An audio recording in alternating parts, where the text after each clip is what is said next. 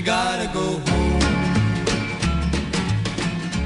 Just to remind myself on this beginning of a short work week how old I am.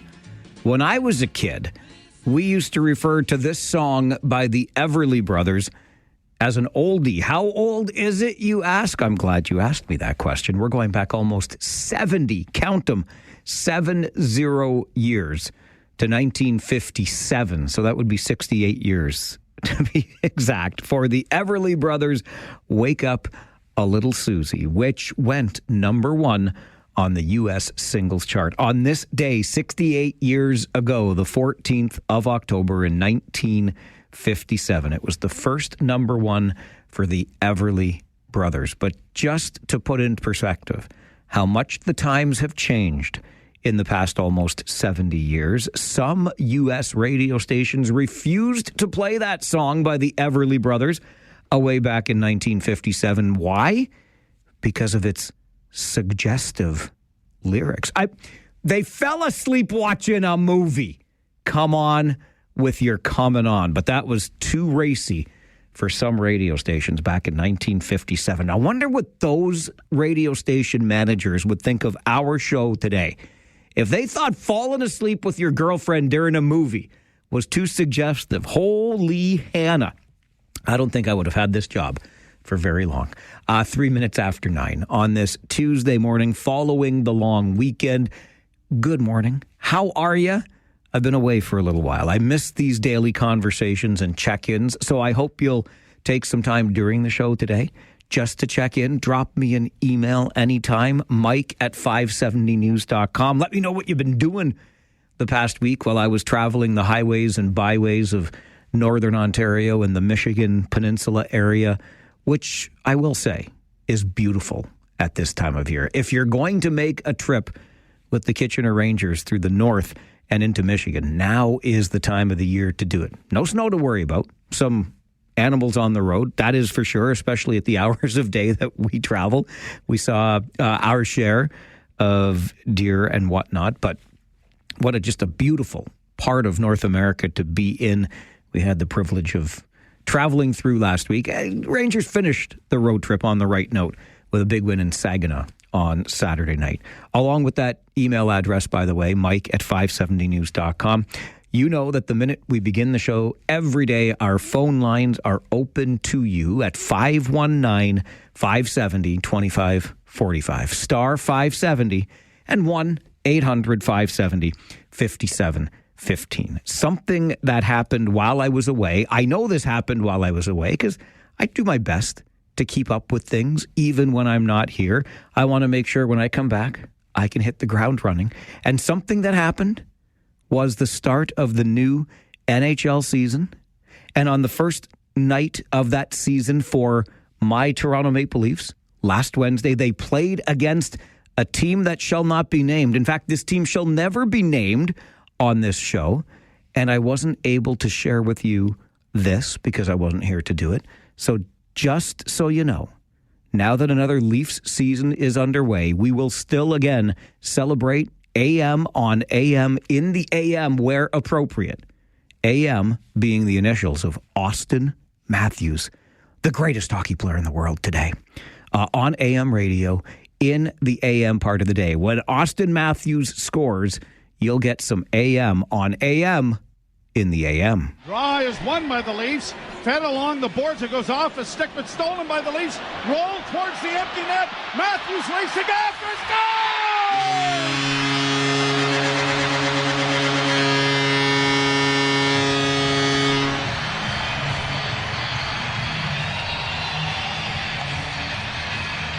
That was put into overdrive. Overdrive by Austin Matthews. A little AM on AM in the AM, just making up for not being here last week. The Leafs beat that team that shall not be named last Wednesday night. We will not talk about what happened to the Leafs yesterday or the day before versus the Detroit Red Wings. And I don't have any Austin Matthews goals to share with you from those games. So nonetheless, I just wanted you to know, new Leafs season, new opportunity for us to have a little AM on AM in the AM here on the show. Of course, as you know, that loss for the Toronto Maple Leafs yesterday wasn't the only disappointment we all endured in the world of sports, but we'll get to that. Look, as we get the show underway today, there is something important for us to talk about, and I want to address that quickly. And I admit to feeling a little bit bad about this, if I'm being honest, because we just had a beautiful long weekend, Thanksgiving. Could there have been better weather for that parade yesterday? My goodness gracious, just simply stunning. And we are into the fullest parts of the Oktoberfest season here in our community, which we'll talk more about just after 9:15 this morning. So just under 10 minutes from now, get you some more information about how you can enjoy an authentic Oktoberfest experience in town. And I don't want to take away any of those good vibes, but it is, I think, important that we have a discussion about this, or at minimum, I make you aware of this. And this that I'm referring to is in Cambridge. And not to put too fine a point on it, but Cambridge, we have a problem here right now. And the problem is the inaccessible nature of City Hall, not only as a building, but the people who are working within it, making decisions that affect our community. So let me peel this back for you just a little bit. You probably heard Josh Piercy this morning reporting during All News Mornings the news that Cambridge City Hall was being reopened to the public.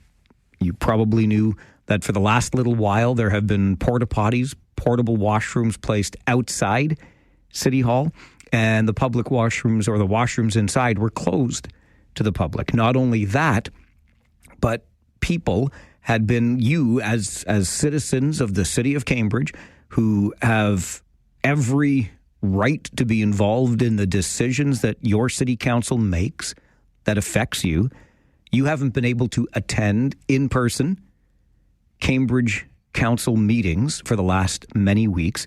All of this following a threat that the city of Cambridge received back in September. It was a threatening voicemail that was left. Police were involved, as you know, and I'm not trying in any way to minimize the nature of that threat. I don't know what the threat was. I know that police were involved. That investigation has now concluded without any charges being laid, and City Hall will not only reopen its doors to the public for washrooms, for example, today, but you can also attend in person instead of virtually Cambridge Council meetings, beginning with their meeting tonight. This is all very good on the surface, but when we start to peel this back a little bit, there is, I think, reason for concern. First of all, even though you have not, for the last many weeks, been able to attend Cambridge Council meetings in person, Cambridge councillors returned to in-person meetings. So the building was presumably safe enough for the council members, but not safe enough for you to be in attendance at those council meetings. The closing of the washrooms to the public raises myriad concerns because it is a public building. After all, it is your City Hall. And then you have the meeting that will happen tonight, the agenda for which always in Cambridge comes out a week before the actual meeting. So a week before the meeting, Cambridge councillors receive their package, their agenda, so that they can review it and be ready for the meeting the following week. And so that package was delivered a week ago today, on October the 7th.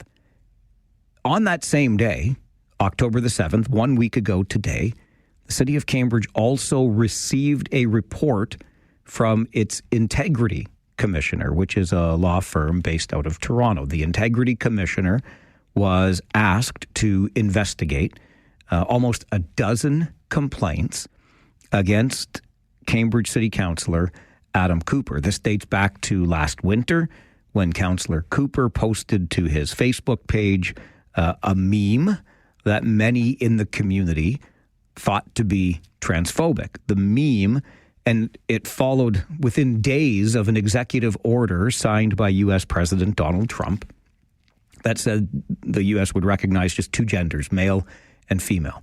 And a few days later, Councillor Cooper posted this meme that said it showed a young person with blue hair saying, "They took away my pronouns. Now I have to live in reality." And that prompted an exchange with a member of the community in Cambridge and the subsequent complaints.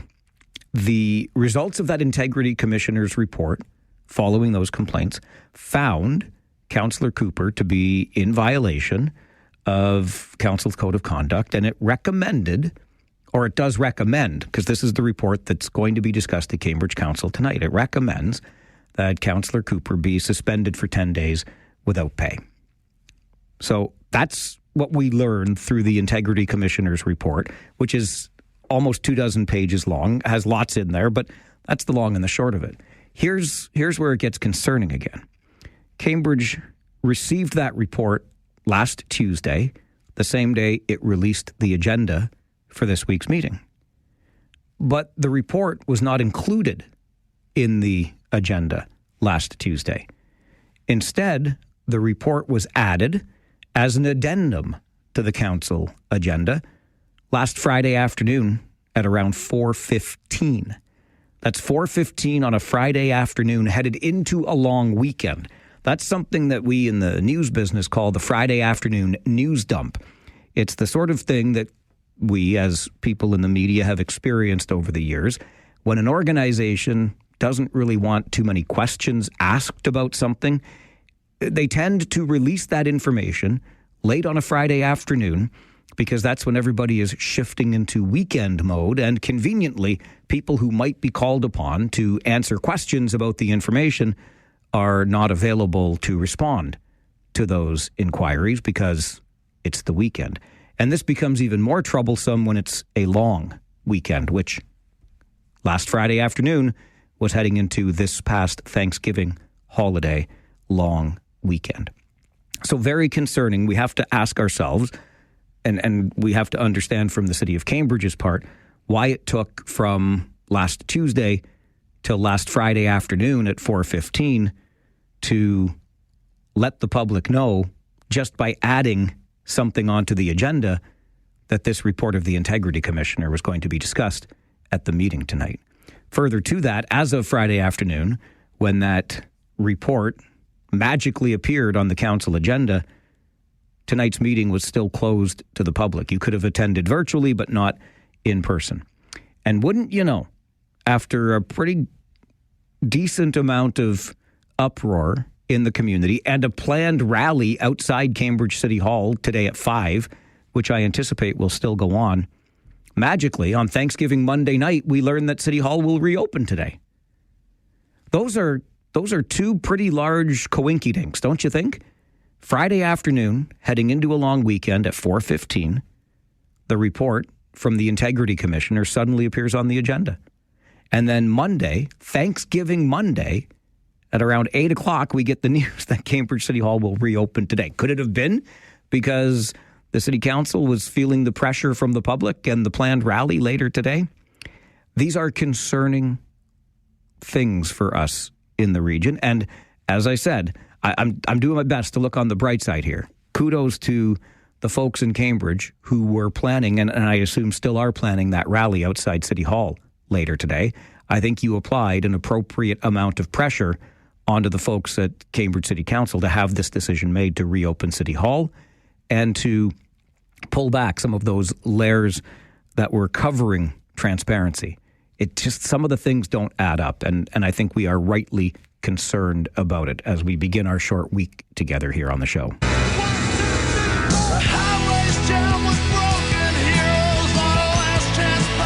All right, let's get to that Farwell Show 5 for this Tuesday morning, the 14th of October. Number 1, mail and parcel delivery set to resume this morning on a limited basis as Canada Post workers are back on the job amid rotating strikes. While postal services will begin to resume, the Crown Corporation says uncertainty and instability will persist amid the rotating strikes, and all service guarantees will be suspended as a result.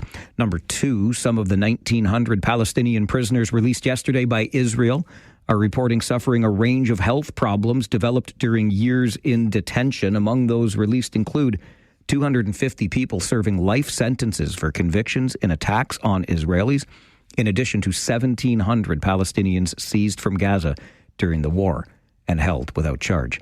Number 3 on your Farwell Show 5 this morning, new tariffs on imported kitchen cabinets, bathroom vanities, and upholstered furniture in the U.S. took effect early today and are expected to impact the home improvement industry. The White House says the aim is to boost domestic production and to protect American companies. Number 4, the Toronto Blue Jays had a rocky start to the American League Championship Series over the Thanksgiving weekend, losing twice to the Seattle Mariners. On Saturday, it was a 3-1 final. And then yesterday, yikes, 10-3, both games at the Rogers Centre in Toronto. This is the Blue Jays' first American League Championship Series since 2016, and they are chasing their first World Series berth since 1993. Game 3 goes tomorrow at Seattle's T-Mobile Park. And number 5 on your Farwell Show 5 this morning, the Kitchener Rangers are back from a 3-game northern road trip and on the ice tonight at the Memorial Auditorium. The Guelph Storm are in Kitchener as the Highway 7 rivalry resumes tonight. The Harris Law pregame show starts at 6:30 tonight right here on 570 News Radio. Josh Piercy and I, who got to know one another pretty well on our days on the road last week, we'll be here to bring you all the action and information, and we'll stay after the game tonight to take your calls on Rangers Talk. And that is your Farwell Show 5 for this Tuesday morning. A quick break, and then your chance to have an authentic Oktoberfest experience right here in our own backyard, the home of KW Oktoberfest. We'll tell you about Habsburg Haus coming up on the Mike Farwell Show, 570 News Radio and Rogers TV. It is the most wonderful time of the year here in the region of Waterloo as we are into the thick of another Oktoberfest celebration. And I'm not sure there's a better place to get that authentic Oktoberfest experience than at Habsburg Haus on Maple Avenue in Kitchener. Dietmar Baselli is the president of the Alpine Club of Kitchener-Waterloo, joins me in studio to talk more about it. Herr Baselli, good morning, sir. Good morning, Mike. Thank you for inviting me, and I brought my wife, Sonia, along. We've come bearing gifts, our famous apple strudel for you, but we're looking forward to welcome you back as a judge for our So You Think You Can Tense tomorrow. I am looking very forward to that. It's our 16th edition. 16th edition of So You Think You Can Tense. And Sonia, let me just ask, since Dietmar did so kindly bring you with him, and you prepared some strudel, which is still warm. What is the magic behind this strudel at the Alpine Club? First of all, no calories. And thanks for the shout out. But we do have a team of ladies and gentlemen who over the years have learned the art of. And it's a tradition that's been passed down. When I was in university, I was only able to peel the apples. Now I have graduated to the, helping Tanya with organizing everything. And yeah, it works because we stick to the tradition. And it is. It's so traditional. You all do a wonderful job with it. It's one of my favorite things to look forward to as Oktoberfest rolls around, as is So You Think You Can Tense, Dietmar, which I know is tomorrow evening at Habsburg Haus, the Alpine Club there on Maple Avenue. Before we talk more about that and what's coming this week, how do you even get ready for the annual festival? It's so busy for you at the club. You've gone through the first weekend. What's it been like? It has been great this weekend. Friday and Saturday, we had an amazing crowd. I loved the diversity. I loved the range of ages of guests that we welcome at the Alpine Club. We are a traditional German club where you can enjoy dancing, music to Wildbahn. We have traditional foods, schnitzel, sausage, of course, sauerkraut. We also serve the Transylvania pigtails, and, of course, our famous apple strudel. Now, it comes down to beverages. I know, Mike, you enjoy the occasional beer. Indeed I do. A large selection of European brews available. I would challenge the other clubs, but I believe we have the largest selection of import beers out for selection, but we also have 5 non-alcoholic beers. And I introduced you to that a couple of years ago. You did. I know you were reluctant, but we have gluten-free options. But It is a great option, and honestly, you cannot tell the difference on many of these. These are all European non-alcoholic beers that we offer as well. And they are delicious. You're absolutely right. So tomorrow night with So You Think You Can Tans, and then heading into the weekend to wrap things up for the festival this year. But what can we expect at the Alpine Club, Habsburg Haus, this week? So tomorrow for So You Think You Can Tans, it is your experience to see all the local dance groups compete against each other, and then the winner of So You Think You Can Tans will perform at opening ceremonies next year. And then for this weekend, we still have Friday and Saturday coming at us, and we have a great crowd already that secured tickets to Habsburg Haus. Very good. Now, Sonia, I've been lucky enough to be invited as a judge for So You Think You Can Tans. I'll be there tomorrow night. Looking forward to it again. We always get treated to a nice dinner. Because I'm having my strudel this morning, can I still have more tomorrow night? I'll look after you. Oh, thank you, Sonia. Fine, yes.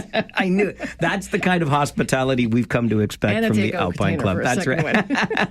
Thank you for that. How, Dietmar, can we get tickets and get involved in what's happening at Habsburg Haus this week? So tickets are available on www.alpineclub.ca. Or you can call the Alpine Club at 519-744-1521. 744-1521. Online, it's alpineclub.ca. Again, So You Think You Can Tans tomorrow night, and then Friday and Saturday will be active at the club for the final weekend. That is correct. How did you enjoy the parade yesterday? The parade was incredible. The weather was amazing. It was perfect. It was so nice. Yes, very much enjoyed it. Absolutely. So tomorrow night, too, is the 16th annual So You Think You Can Tans. This is it goes back to tradition, which is one of my favorite parts of Oktoberfest. It's all about those traditions, from making the strudel to hosting So You Think You Can Tans. It is great. It's always a sold-out hall. So if you don't have tickets yet, please get online and secure the tickets. You will not want to miss the traditional events, the traditional food, and all of the Oktoberfest experiences that you can enjoy, authentic as they come, at the Alpine Club. It's Habsburg Haus this week. Dietmar Baselli, the president, his wife Sonia, joining me in studio. Thank you both for everything you do to uphold these traditions in our community, and I'm looking forward to seeing you again tomorrow. Our pleasure. Thank you, I do Mike. have a request, though. Absolutely. May I have a number? Are you on kidding? The Farwell team. You there? can have a number on the. We're up to 180 something here. Hang on, I'm going to get this straight right now. Make this official. We're at 184. So you can be 185. That's Sonia. a great number. You like that number? Thank you, Mike. Thank you, Sonia. Thank you, Dietmar. I'll see you tomorrow. Thank you, Mike. Looking forward to it. Don't forget to check out alpineclub.ca. Join us at So You Think You Can Tans, and then for the final weekend of Oktoberfest as well, the Alpine Club. This is the Mike Farwell Show, 570 News Radio and Rogers TV.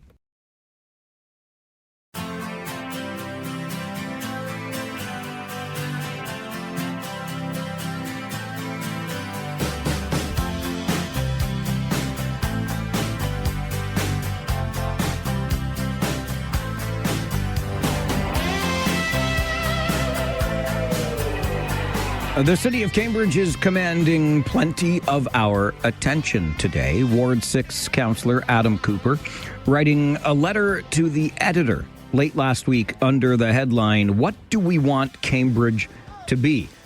I read the letter. I found it interesting. I invited Councillor Cooper onto the show, and as always, he said, I would love to come on and talk about it. So we welcome Adam to the show this morning. Good morning, Adam. Good morning, Mike. Thanks for having me again. Well, thank you very much for making the time and writing something that gets the community talking, which is exactly what I believe this letter does and probably was intended to do. Why is it that you chose to write this letter? Well, really, there was. There's really two aspects to it. You know, there's been a lot of letters that have been submitted purely in support of the LRT, and that's fine. Nothing wrong with that. But I find there was a lot of a lot of information, a lot of facts that we have to consider about what really will come with the LRT. We have to consider the pros and we have to consider a lot of the cons. And I felt like there was this constant this constant narrative of this is going to be wonderful, this is going to solve all our problems, and we absolutely must do this. And again, that's fine. People want to say that, but there's another side to this.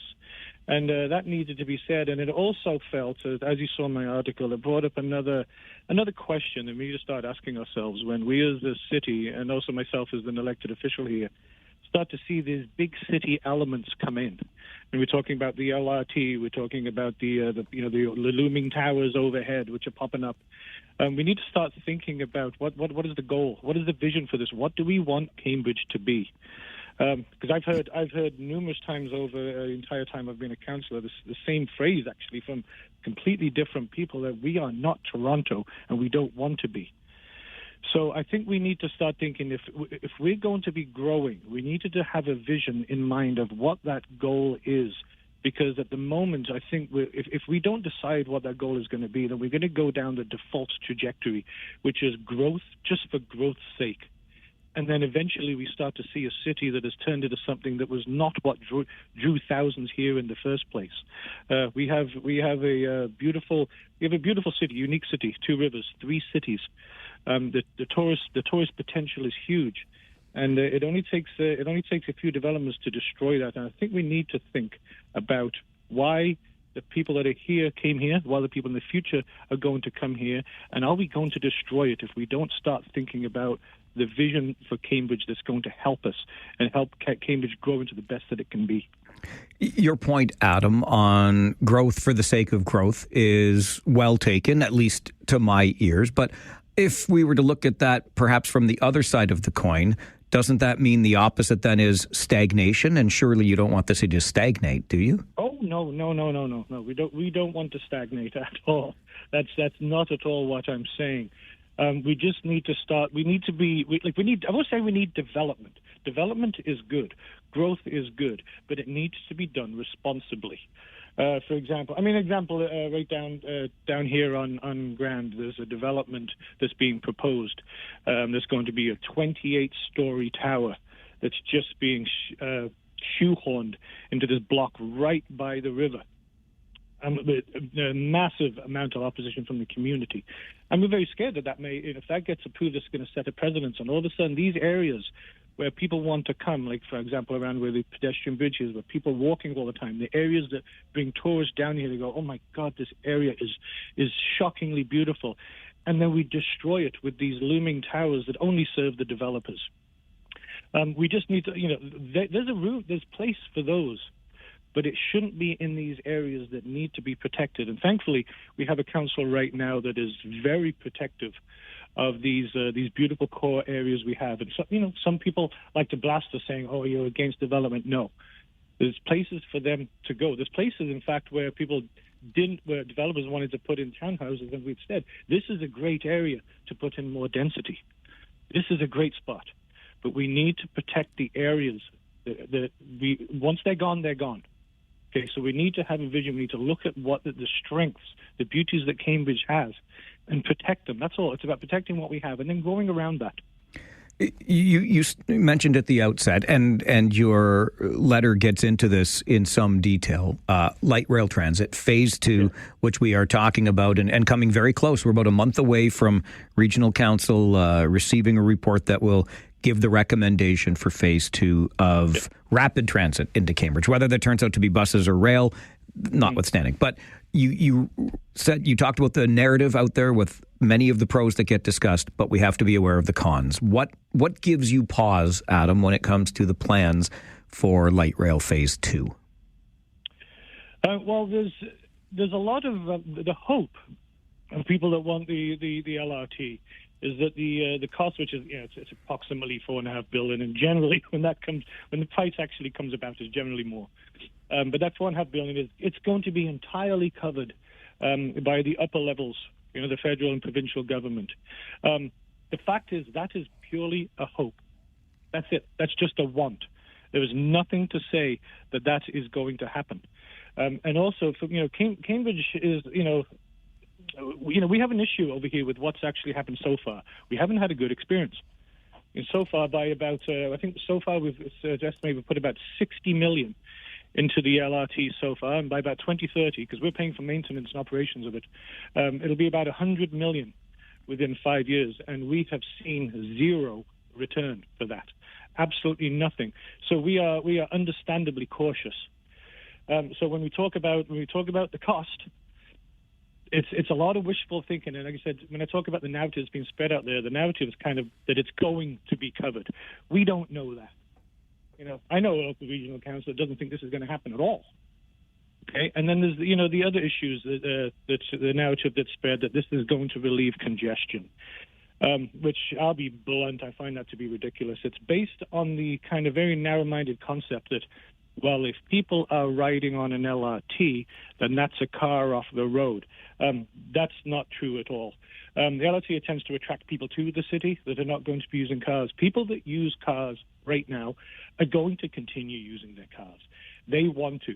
And when you have a fact that, as I stated in my article, that entire 2 lanes of Hespeler Road are going to be removed if they do this, it's very difficult to justify the concept that congestion is going to decrease. It is just not true. It is going to increase, and that's what we've seen in Kitchener-Waterloo. There's also the homes, numerous homes and properties that are going to be taken out from the people that own them without their consent, expropriation, which sometimes we deal with roundabouts. It has to happen. There's a lot that's going to go on here that is negative. And I also, in my position, need to represent the residents. And I have heard so many people, other than these articles, that I've seen in the news, mostly what I've heard is people don't want it. They're terrified of Cambridge being destroyed as the beautiful city that they came to, and that's totally understandable. They're allowed to say that. So I'm not saying that there aren't benefits to the LRT. There are many benefits to it, but we have to be responsible and consider the pros and the cons and what this is going to do. And I very much I object to these false narratives being spread. So I'm here saying, there's other things that need to be considered. We have to consider the whole picture. Do you think Kitchener and Waterloo have been destroyed by the construction of the LRT?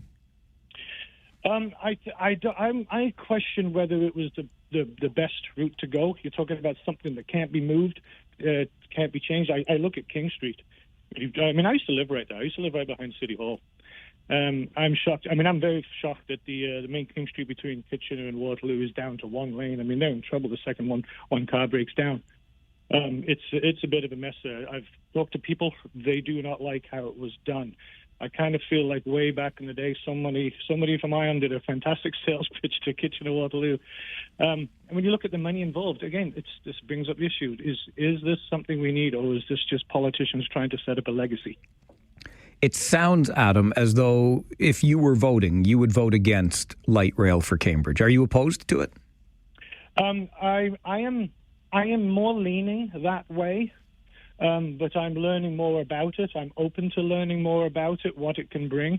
I'd like to look at other places where this is in play, because it's not so much about whether that's a terrible thing. It's how much this is going to affect our city in a negative way. I feel that it is going to have a terrible effect on traffic in Cambridge. If I had to make a decision right at this moment, I would probably say I oppose, but that is not my final decision at all. I've got more to learn about it, and I intend to learn more. I think we're going to have a lot of time to do that, because, this isn't going to come. They wouldn't be starting work on this for many, many years from now. Many years. I'll probably be long out of politics by the time this ever comes about. Speaking of time, it is, as always, my enemy on this show. I'd like to continue this a little further, though. Could you hang on a little longer with me this morning, Adam? Sure, if you'd like. Yeah. Oh, great. I appreciate it. Just 2 minutes, and we'll come right back and continue this, okay? Okay. Thank you. Adam Cooper joining us. There is much more to discuss. Ward 6 councillor in Cambridge. We continue on the Mike Farwell Show, 570 News Radio and Rogers TV. We continue our conversation this morning with Adam Cooper, Ward 6 councillor in Cambridge, following his letter to the editor, which asks the question, what do we want Cambridge to be? What kind of city? And much of our conversation is focused around light rail, its impact on Kitchener and Waterloo, and what that impact might look like in the city of Cambridge. Adam, I will admit, just in the interests of transparency, I share your frustration / concern around traffic and traffic congestion. I've described downtown Kitchener as a a bit of a dog's breakfast, quite frankly, of getting around since the train tracks have gone down. That's just me as a driver. That said, aside from traffic congestion, one thing we know for certain is that there have been billions, with a capital B, dollars of development along the light rail line. And those billions would also be, Cambridge would also benefit, especially along Hespeler Road. I've heard into the tens of billions of dollars worth of development. Would you be concerned about Cambridge missing out on that opportunity? Well, I understand that. I mean, there's a lot of development that goes along on these lines. And there's, like I said, there's nothing wrong with that. But again, it comes back to my point of, is it growth for growth's sake? Because when I hear from the residents, they don't really talk about that. They talk about the same repeated phrase that I mentioned earlier. I don't want to be Toronto. I came here to get away from Toronto. So what's the vision then? Now, Hespeler Road. I mean, Hespeler Road is like that strip there we're probably talking about. I think it's a 5K strip there. I mean, that's kind of a lost cause at the moment as far as, like, there's really no beauty there. So if they want to, I mean, that's an area right there that, to my point earlier about appropriate areas to develop. Got no problem developing there. No one's going down that section of Hespeler Road in order to look at the beauty and go there as tourists. Someone wants to develop there, fine. The issue, I would say, about that particular point is going to be the congestion. That is a main artery that goes through Cambridge. And I think it's, 3 lanes each side? They're going to take away 2 of those. So it brings us down to, so if I were to say specifically what my issue with that would be, congestion. It is a serious issue within Cambridge. The infrastructure that we have here, the design of Cambridge, is not conducive to the thorough flow of traffic. What it would do to Hesper Road would be devastating, I believe, from a traffic perspective. As far as the economic impact on that section of Cambridge, that would be good. So it comes back to the initial reason for this. There's pros and there's cons, and we need to think about it, and we need to stop continuing to push the pros and not ignoring the cons. So eventually someone down the road, ends up calling parts of Cambridge a dog's breakfast in the morning and people trying to get around. We have to consider that stuff. We have to consider everything. And again, we have to consider the people that matter, which is the residents of this city who are terrified of losing Cambridge to becoming, one of these concrete jungles that they've tried to get away from. I've been trying to, maybe with my motion, I have to try and permanently close down Main Street to encourage tourism.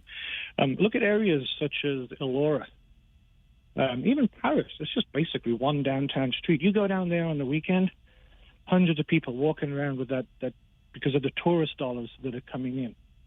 We are on the verge of that. We have more than both of those places, but it's just not quite happening just yet, but it can. It's about to. I'm working on it. But as soon as we get these looming towers over the downtown areas, which is where our main concern is, that's gone. And it's gone forever. And I'm very thankful right now that we have a council that's very protective of these areas. We just went through a major plan for the Heritage Conservation District of the Hesper area. But it only takes one council to destroy it. There's many councils out there that will just absolutely approve everything while preaching and lecturing, we need housing. Yes, we do.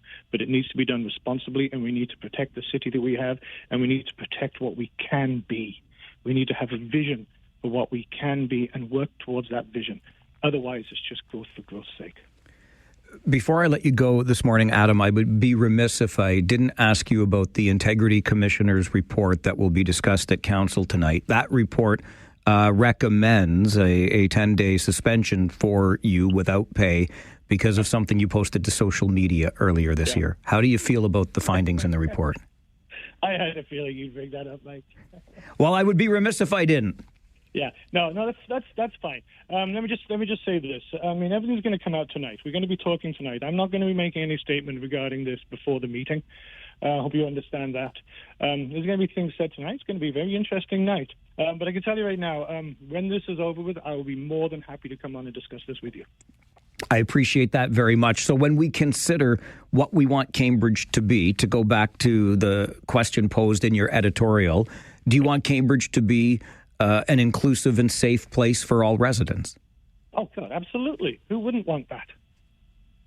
Who wouldn't want that? That's always been my vision.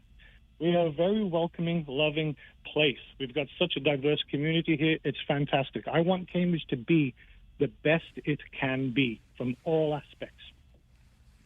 I appreciate you making time for the show this morning, and I will take you up on that offer that you extended following tonight's meeting. You and I can have another conversation on the show about what we hear at council tonight. Absolutely. I have no problem doing that, Mike. Thanks, Adam. Appreciate this.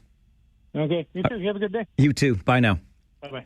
Adam Cooper, Ward 6 councillor in the city of Cambridge. And just to remind you, we touched on this at the beginning of the show today, and it is a meeting that the public can attend. Bags will be searched, but you can go in person to the Cambridge Council meeting where this Integrity Commissioner's report will be discussed. That report, public, on the council agenda for tonight, recommends a 10-day suspension for Adam Cooper without pay for a post he made to social media earlier this year. These are the times that we live in, and I look forward to that follow-up conversation with Adam following tonight's meeting. Ian is on the phone with us this morning. I'm sure he's got something to say about LRT. We got about 90 seconds here. Ian, go ahead. Okay, I feel like I'm listening to my twin because I've been saying this stuff for years. And the big thing that Adam gets across, which I also trying to get across, it's not against LRT or condos or whatever. It is about the balance aspect of things. And I look at our Kitchener City Council, and I've said flat out, is like, what part of Toronto is only 1 hour away from Toronto don't you get? And I will argue now Toronto's only 2 hours away from Toronto, especially going to the Jays game. But it's with the LRT, in regards to that, I don't know why they put right down the middle of King Street and, for that matter, Charles. Why did you not put it to one side so that you could have proper two-way traffic that can do a UE if need be, especially for emergency vehicles? And then in regards to the intensification and what you said about a Todd's breakfast, I live downtown. I see it every day. And it's frustrating because, heck, just to try and get from downtown to, say, the boardwalk in Iron Needles, it's unbelievable the amount of traffic we got. So to Adam's point, I commend him for what he's speaking out on, and I completely agree. And the residents are saying the same thing, and I hope that the residents are listened to. All right, Ian, thank you for that. And here's something I'll add to the mix, because what we're talking about, and I've said, and I feel the same when I go into downtown Kitchener, boy, oh boy, it is not an easy place to get around. We are talking about those same people that Councillor Cooper mentioned who already have vehicles and are unlikely to change their transportation habit and hop onto the light rail transit system. But people that come here who do not have vehicles, who never wish to have a vehicle, will be riding it more and more. So I think we're kind of in that sandwich generation. Can I put it that way? We're stuck in our ways as we move towards new ways. And it's going to be an extended period, I believe, of growing pains until the transit system is the primary option for transportation. And of course, in order to become that primary option, boy, oh boy, we better start getting places faster and get to more places with the system. But there is an argument to be made for getting rail into Cambridge. And we'll talk about that as we continue the Mike Farwell Show this morning. 570 News Radio and Rogers TV.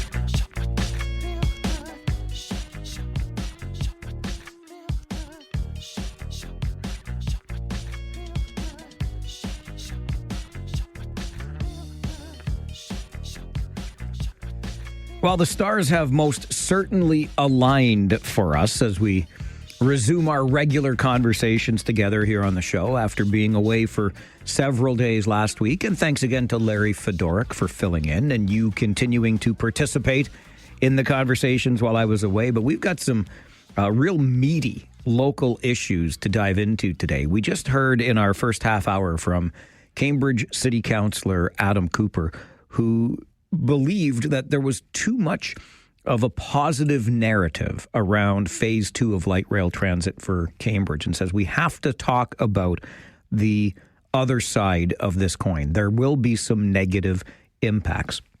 Well, somebody who would know very well about both the negative and the positive now joins me in studio, former Regional Councillor Tom Galloway joins me this morning. And Tom, you'll remember, was kind of the go-to guy on LRT when he was a regional councillor and we got phase 1 off the ground. Good morning to you, sir. Good morning, Mike. Yes, I was the what I refer to as the whipping boy.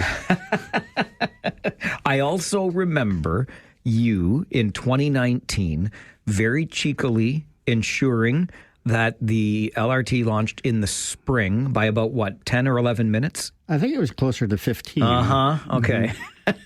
So, yes, with it just before the summer solstice officially arrived, we got LRT launched in spring of 2019, just as council and you, the whipping boy, had promised, Tom. And you said upon launch of phase 1, on to Cambridge. Yes, in my concluding remarks, the final 3 words that I said was onward to Cambridge. And here we are. Here we are. It's a few years later, mind you. It is a few. Don't even get me started on the pace of these projects, Tom. But let's start with what has been accomplished and what has happened in Kitchener and Waterloo. Would you describe phase 1 as a success? Unmitigated success, because the numbers are in terms of the development are really quite evident to people to see all the construction that's gone on along the route, and the fact that we have consumed less farmland than was first anticipated by about 50% less farmland as we've intensified our footprint here in Ontario. And a lot of people don't even today realize that was the primary purpose of LRT, and it's the same purpose as we have to decide on stage 2 to Cambridge. Do we want to grow up or do we want to grow out and consume more farmland? It's not as much about the ridership and the transit purpose itself as it is the planning tool that LRT very, very ably provides. Why do you believe it's so critical that we extend rail specifically into Cambridge? Well, we still have been told by the province, and we can't necessarily disagree with them. They are the masters, that we will be 1 million people in the next number of years, and we have to plan for that. I mean, we can sit on our hands and not do anything, and just consume more and more farmland as we have in the past. But light rail has proven around the world, and certainly it's proven itself here, to consume growth will consume 50% less farmland than if we didn't have a central transit system. And rail is the preferred technology, because investors who build all these high rises and do the intensification like the certainty of rail.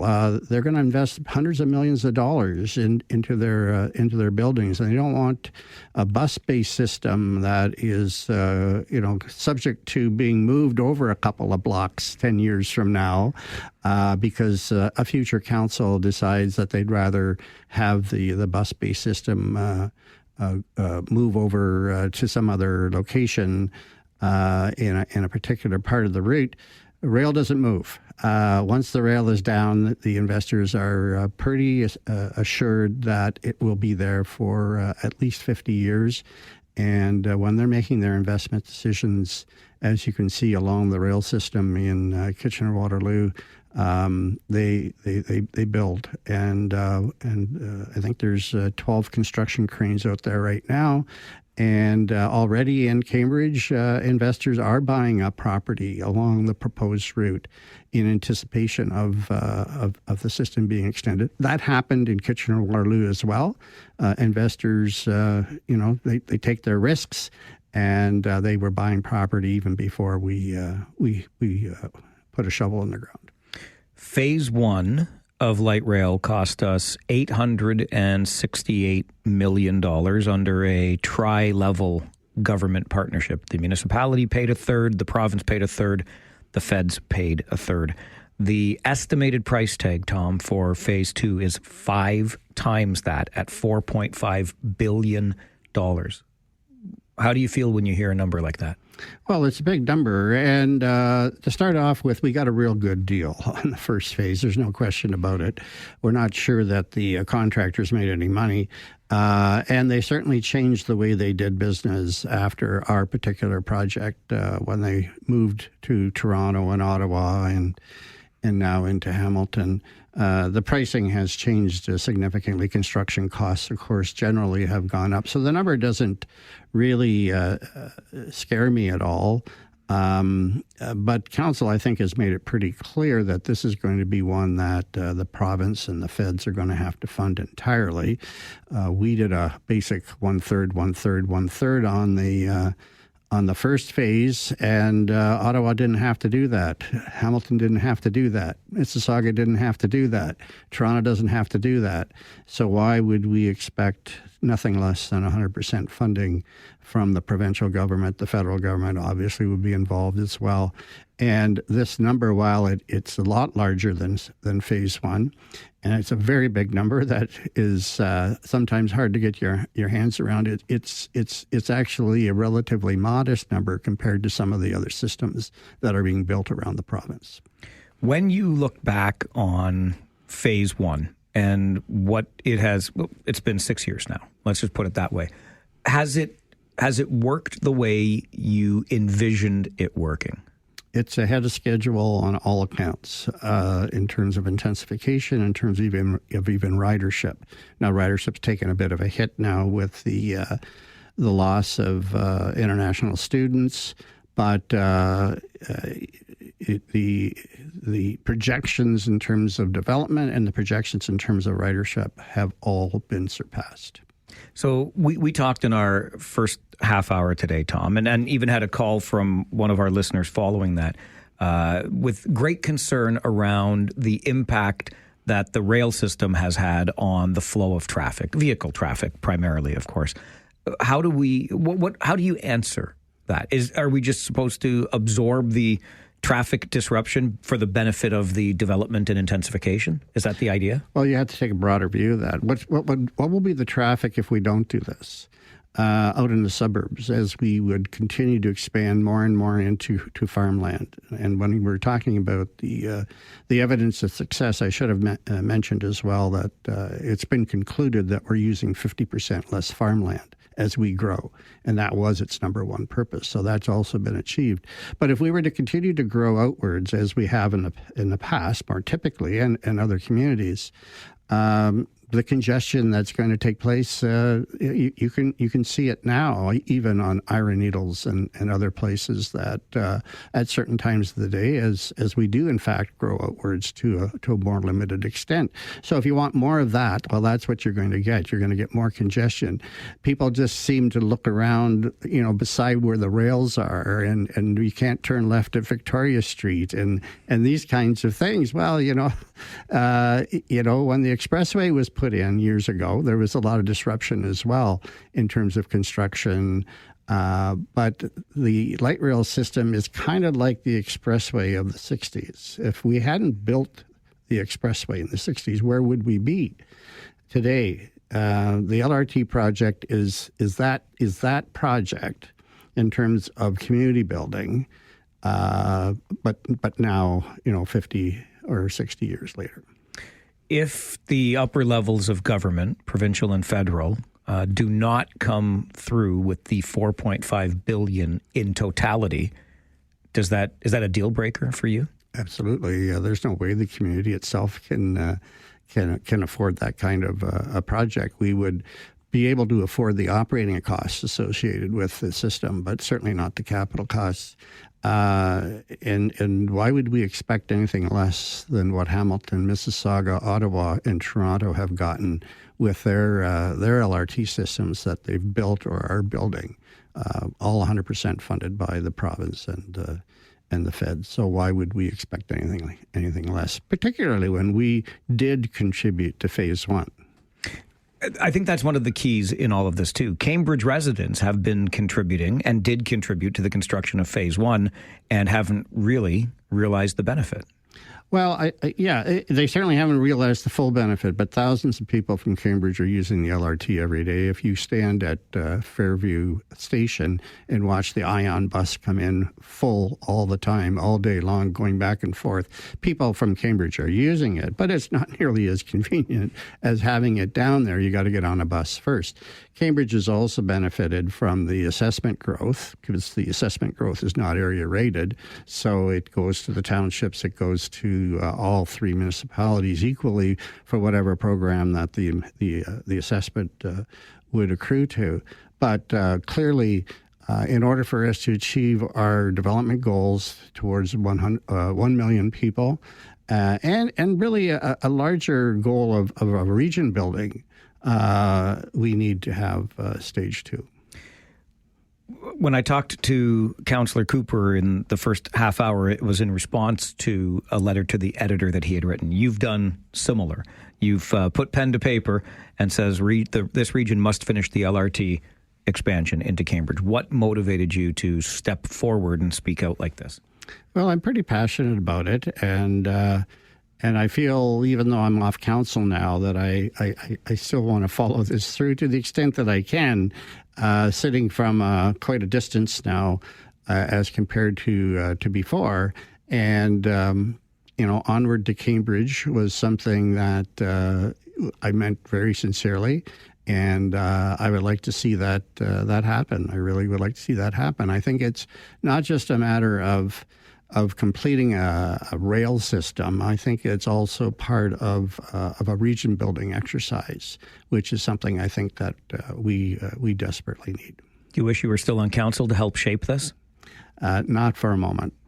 Not for one, eh? Not even one. Okay. Well, if I could be there just for this vote, maybe. But I don't want to have to deal with all the other stuff.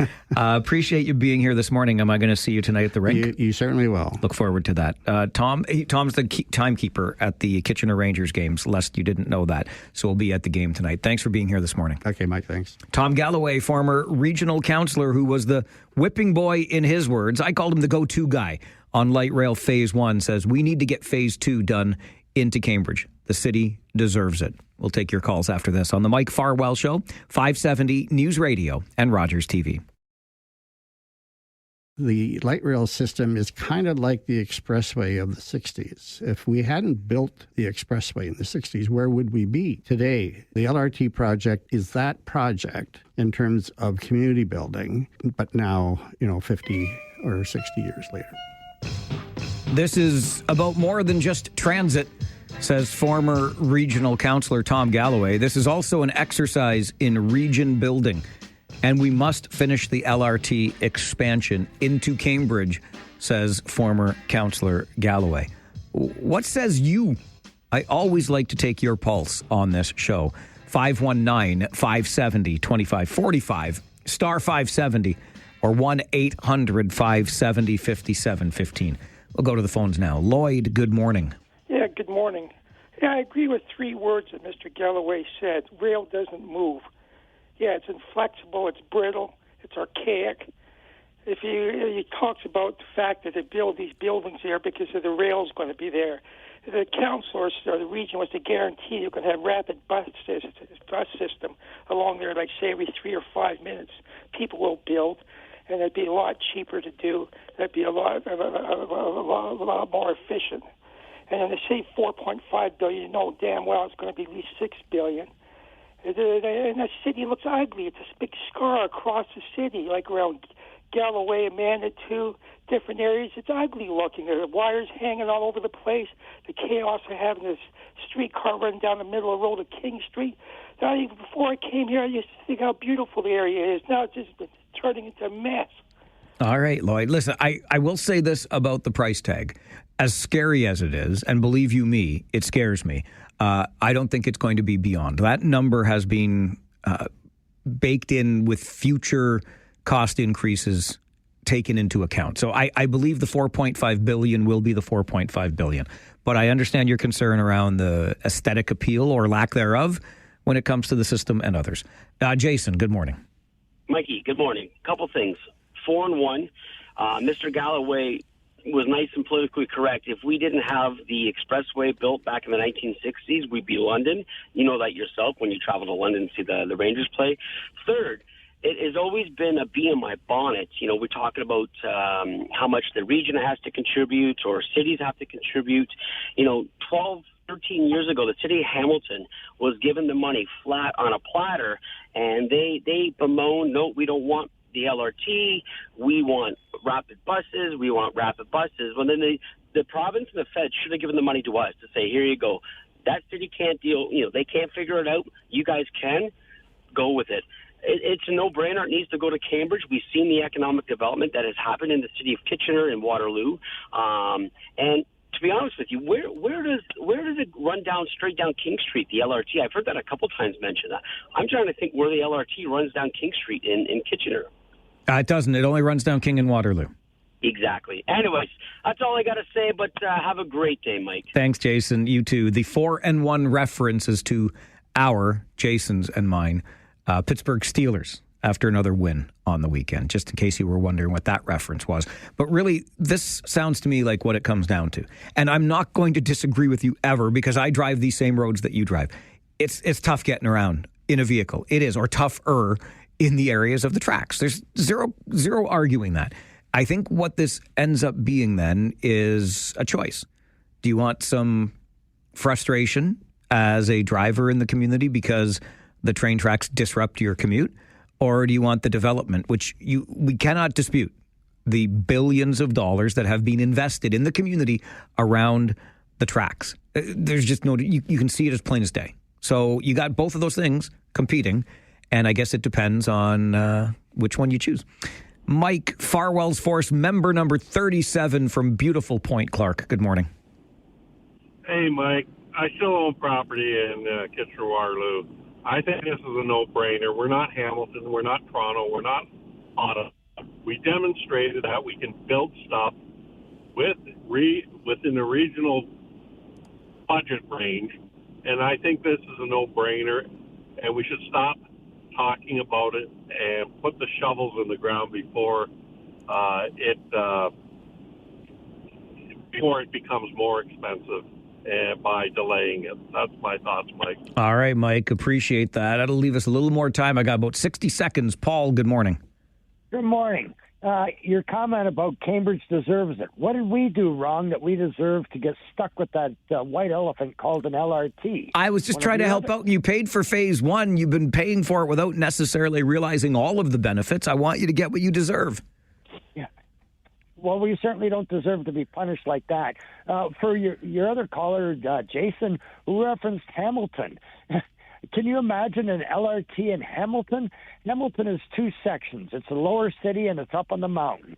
The LRT would never make it up the hill in the bad weather. I'm not even sure if it's going to make it up Shant's Hell in order to get between Kitchener and Preston. All right. Thank you for the reference to Shant's Hell. It's one of my favorite local landmarks. We don't call it a hill because it's hell when you're on Shant's Hill, right? The point about inclement weather, let's not forget the troubles our system has had when the weather gets bad in the winter. So perhaps a justifiable concern. Look, this is truly the issue of the day in our community, along with housing and homelessness, I guess. But we're about a month away from Regional Council receiving that report to determine what steps it will take to get rapid transit into Cambridge. There are louder voices, I would say, around rapid buses, but rail is still seen as the premier, if you will, option. Interesting times indeed. Good discussion to start our show today, and those discussions continue on the Mike Farwell Show, 570 News Radio and Rogers TV.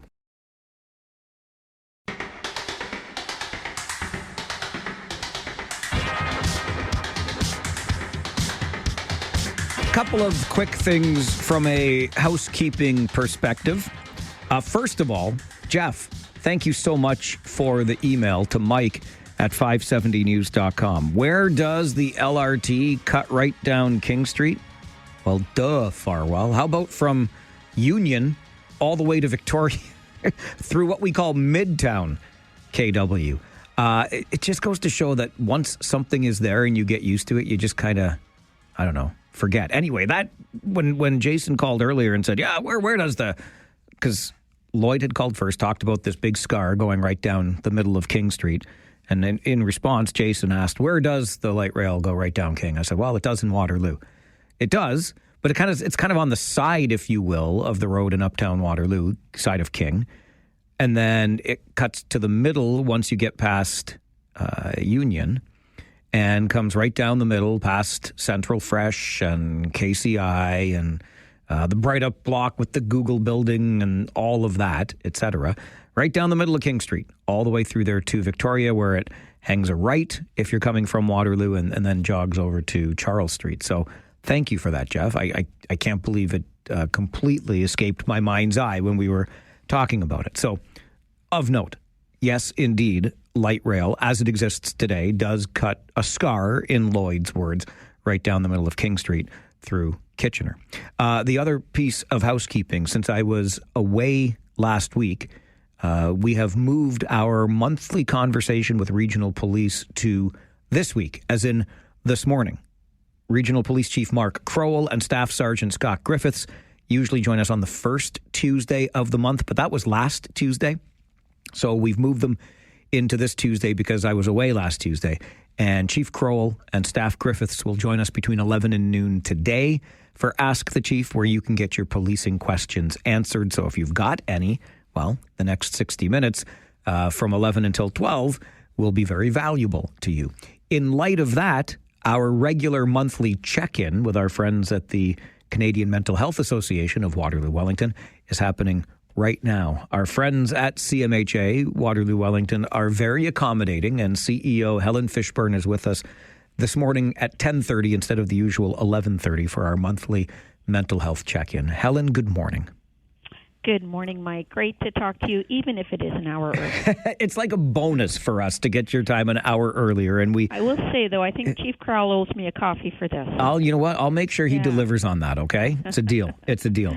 Artificial intelligence, Helen, it's something that we hear about an awful lot. There have been some warnings sounded about it, et cetera. But one of the things I think we know for certain is that it is impacting or intruding on many aspects of our lives, and I think that includes the mental health space. So how do you approach AI in mental health?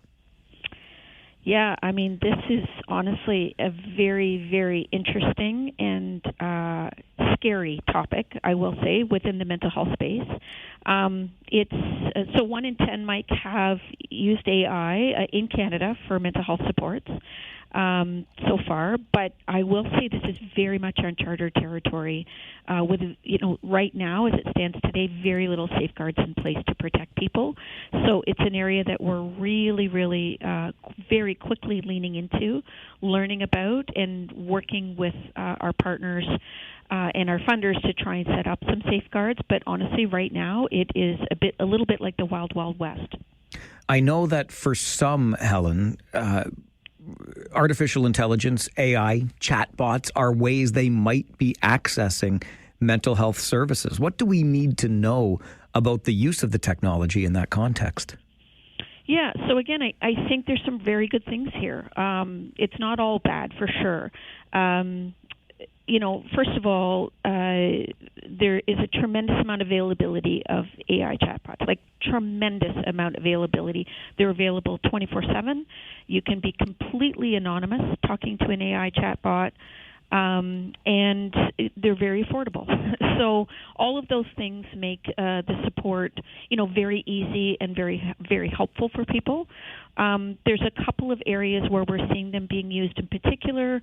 People, for example, just talking to a chatbot, just relating to, signs of depression and anxiety. A chatbot can easily look for algorithms and, point out trends and themes that they're seeing to help people understand that, you're struggling with anxiety or you're struggling with depression, or, putting some names to things sometimes can be helpful for people.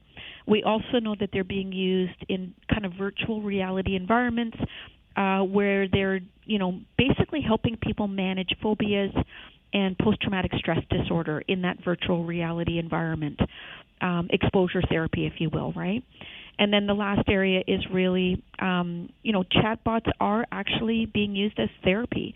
They can apply techniques like CBT, cognitive behavioral therapy, to help people with anxiety, for example, and milder cases of anxiety and depression. And they can help people, learn about mindfulness, learn about mood tracking, just do some of the basic supports. And those seem to be, again, 3 areas that are being used, and with some limited scope can be quite helpful. So listen, I recognize that everybody is different. They have different needs. Those needs can be met in different ways. I will just say this from my own experience, Helen, with counseling and talking to people. And I went through, during the COVID times when we had to do things virtually. And in some instances, those virtual just log on and have a Zoom call continued as an option. And I've always preferred and have gone back to speaking to somebody face-to-face in an office setting, in a human, because for me, that connection really matters. Can these chatbots replace that human connection, or maybe is this just something to augment or enhance something else we may already be getting in terms of therapy? No, Mike, you hit the nail on the head, and I appreciate you sharing that experience, because that's exactly right. A chatbot cannot replace a human connection, which is, within the therapy world, the human connection is typically the cornerstone of transformative change. That, that connection that you have with that person that you're talking to, where there is a basis of empathy and mutual respect and understanding. An AI chatbot does not have the ability to reciprocate human vulnerability, right? And that's one of the things that when you go to talk to somebody, even if it's just a good friend, never mind a good therapist, you want somebody who is able to share their vulnerability, able to talk with you, make that human connection. All of those things cannot be replicated by the AI chatbot. So you're absolutely right. It is best used as a supplemental rather than anything that replaces that human care. As someone in the field, Helen, how does the Canadian Mental Health Association navigate this new world? And in any way, maybe, I don't know if you're looking to regulate, but how are you navigating this space? Well, we're very quickly bringing in some experts to help us with this, and not just CMHA Waterloo Wellington, but all of our CMHA Ontario family. There's 27 branches across Ontario. Locally here in Waterloo Wellington, we're actually leading the charge on this because we're really concerned about it. So a couple things have happened. We're increasingly seeing people who have been negatively impacted by an AI experience with a chatbot. So, for example, they have had months and months of increasingly intense conversations with an AI chatbot, and they've convinced themselves that something is, that was imaginary is actually real, right? So there has been psychosis, there's been delusions.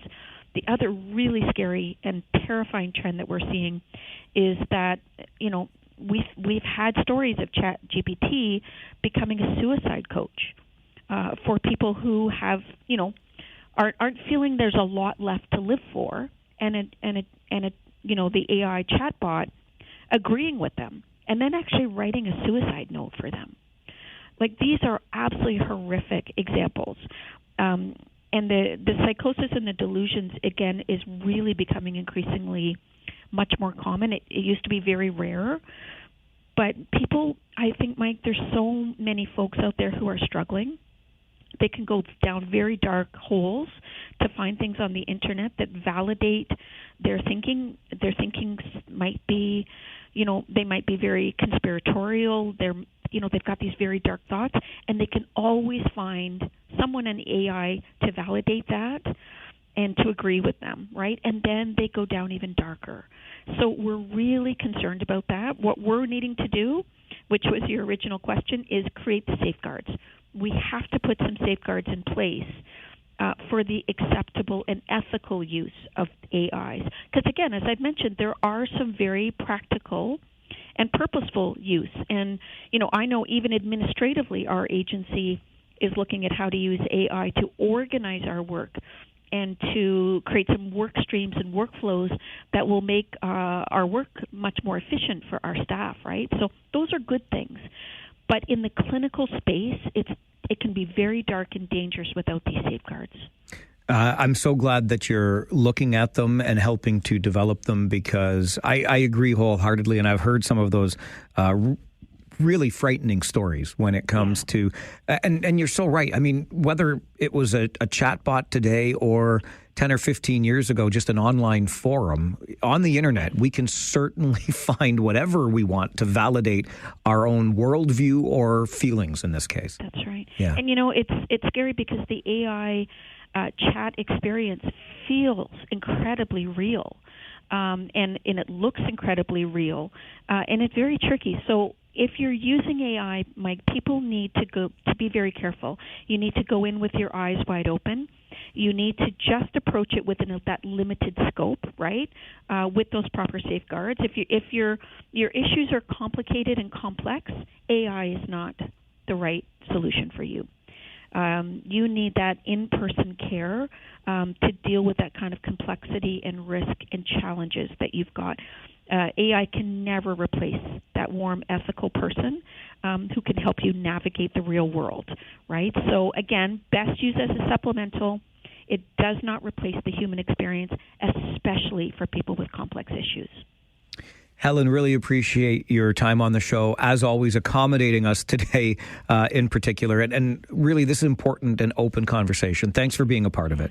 And you know what? We'll keep talking about it, Mike, because this is going to be constantly evolving, and I really want to make sure that the conversation is happening in our community. So thanks for the chat today, as always. Keep up the great work. We'll talk again.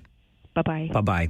Helen Fishburne is the CEO of the Canadian Mental Health Association, Waterloo, Wellington. I feel like a doomsayer, and so I'm just going to try to pull that back when it comes to artificial intelligence. I personally think there's a whole hell of a lot more bad than good in this, but I'll just leave that there perhaps for another day. I'm glad we can have these open conversations around some of these safeguards that do not exist right now in some areas, particularly around the application of artificial intelligence in our mental health and our mental health therapies. We will continue those conversations, just like we continue all kinds of conversations on this show. Right after this break, we'll tell you how you can walk a mile in their shoes for the 15th annual time and what it's all about and how you can help. This is the Mike Farwell Show, 570 News Radio and Rogers TV.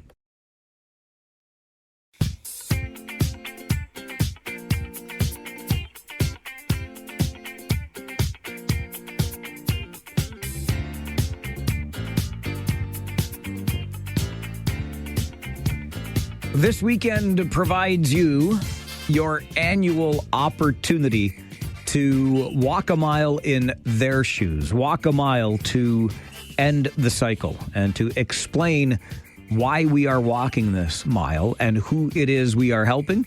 We're joined by Kim Decker, who's the CEO of the YWCA Cambridge. Kim, good morning. Hi, Mike. What is Walk a Mile in Their Shoes? So it is a fundraising event for YWCA Cambridge, but more importantly, it's a public stand against gender-based violence. And so all of the money raised will help support the emergency women's shelter, but also prevention programs for youth. What are we seeing currently, Kim, when it comes to gender-based violence in terms of, statistically in our community, et cetera? Yeah. So what we do know is that about 75% of women and gender diverse individuals who are experiencing homelessness are also survivors of gender-based violence. So maybe not with an intimate partner, but folks that they have met while living on the street, as an example. We also know that every 48 hours a woman or girl is killed in Canada, and that police-reported intimate partner sexual assault in Canada has surged by 163% from 2014 to 2022. And I think the other thing that's really important for us is the work that we do on gender-based violence prevention with kids as young as 8 years old, because we want to change that trajectory. We want to see the statistics change over a number of years. So things like we talk to kids about consent and bystander intervention and healthy relationships. So the money that gets raised through this event on the weekend, what can that help us support? Yeah, so two things very specifically. So we, as you know, opened the very first women's emergency homeless shelter in Cambridge in February of this year. So it will support the work that's happening at the shelter, but it will also help support the programs that we offer to youth around gender-based violence prevention. I've always liked this event, Kim, because it is so meaningful and memorable. We literally get the opportunity on Saturday to walk a mile in someone else's shoes, right? Exactly. It's a really powerful act of empathy and public solidarity as well. And the other thing we hope that it does is that it helps to keep the conversation going and maybe sparks new ones around gender-based violence and the role that we all have to play to ending gender-based violence. So can you walk us through the day on Saturday and what takes place and even how we can help support the work that's being done? Absolutely. So it is being held at Civic Square. It starts at Civic Square at Cambridge City Hall. Folks have probably have already registered to be part of a team. So come and sign up. There's events that are happening. The Beat will be there. Our corporate sponsor is Pavey Law. People will get T-shirts thanks to Swifty Print. Wild Heart Yoga is going to lead a stretch before the walk, and then folks will walk a mile through the downtown core of Cambridge and come back to a lunch that's being provided by Sobeys here in Cambridge. Is it mandatory that we wear the high heels? Absolutely not. There are still some folks who are diehards and wear the red high heels every year, but we just encourage folks to wear whatever shoes feel comfortable to them. More importantly, it's about those conversations about ending gender-based violence. Well, I'm glad you brought that up because that was also on my mind, Kim, and opening up these conversations about gender-based violence, because I think back on the 15 years now, this being the 15th annual Walk a Mile in Their Shoes fundraiser, and it seems to me that we are being more open about these conversations. So we've raised some awareness and maybe we're breaking down some of that stigma. But I don't know. I have conversations every day, so I might be misreading this. Yeah, no, I think that's really important. And yes, we are. And I think that folks are more willing to have those conversations. And we as an organization, as well as other women-serving organizations in the community, have worked really hard to have those conversations more often, having the conversations with kids at a younger age and letting them ask questions or giving them information that is age appropriate. But also in opening the women's shelter, we've also opened conversations about how women who are experiencing homelessness are also victims of gender-based violence. And we don't often think of them as victims, but truly they are. And so opening those conversations, providing that information and doing that education, I think is giving people permission to have those conversations at their tables at home, in their workplaces, with their friend groups. Really appreciate the work that you and the team at YWCA Cambridge are doing, Kim. Keep it up, and thank you very much for joining the show this morning. It was a pleasure, and thanks for having me. Kim Decker is the CEO at YWCA Cambridge. This Saturday, 10 until 1, in downtown Cambridge, is the annual Walk a Mile in Their Shoes. The diehards will wear the high heels and do that mile. You can walk in whatever you feel most comfortable in, but it's all about raising some important funds for the work that they do at YWCA Cambridge, normalizing these conversations around gender-based violence for years and years, because I've been having conversations like this for many years. And the narrative around these conversations was often, well, why doesn't she just leave?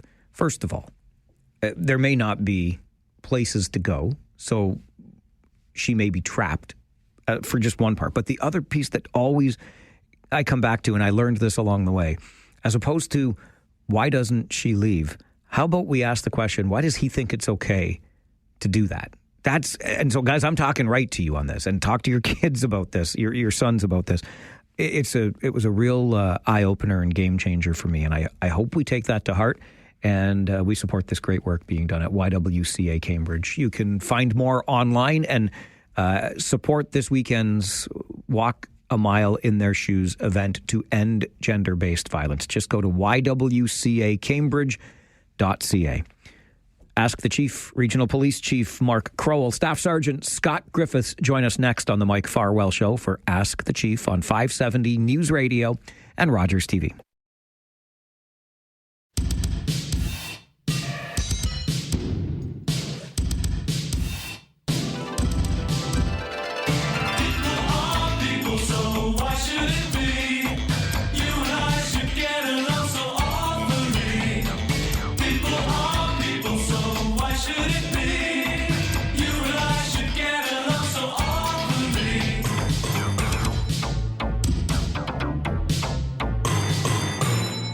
It is not the first Tuesday of the month. But you see, I'm a selfish guy this way. As if Thanksgiving wasn't enough, I asked our friends with Regional Police if they could accommodate a change in the schedule because I was away last Tuesday, the first Tuesday of the month. And that's when we invite Regional Police Chief Mark Crowell and Staff Sergeant Scott Griffiths into the studio with us for Ask the Chief.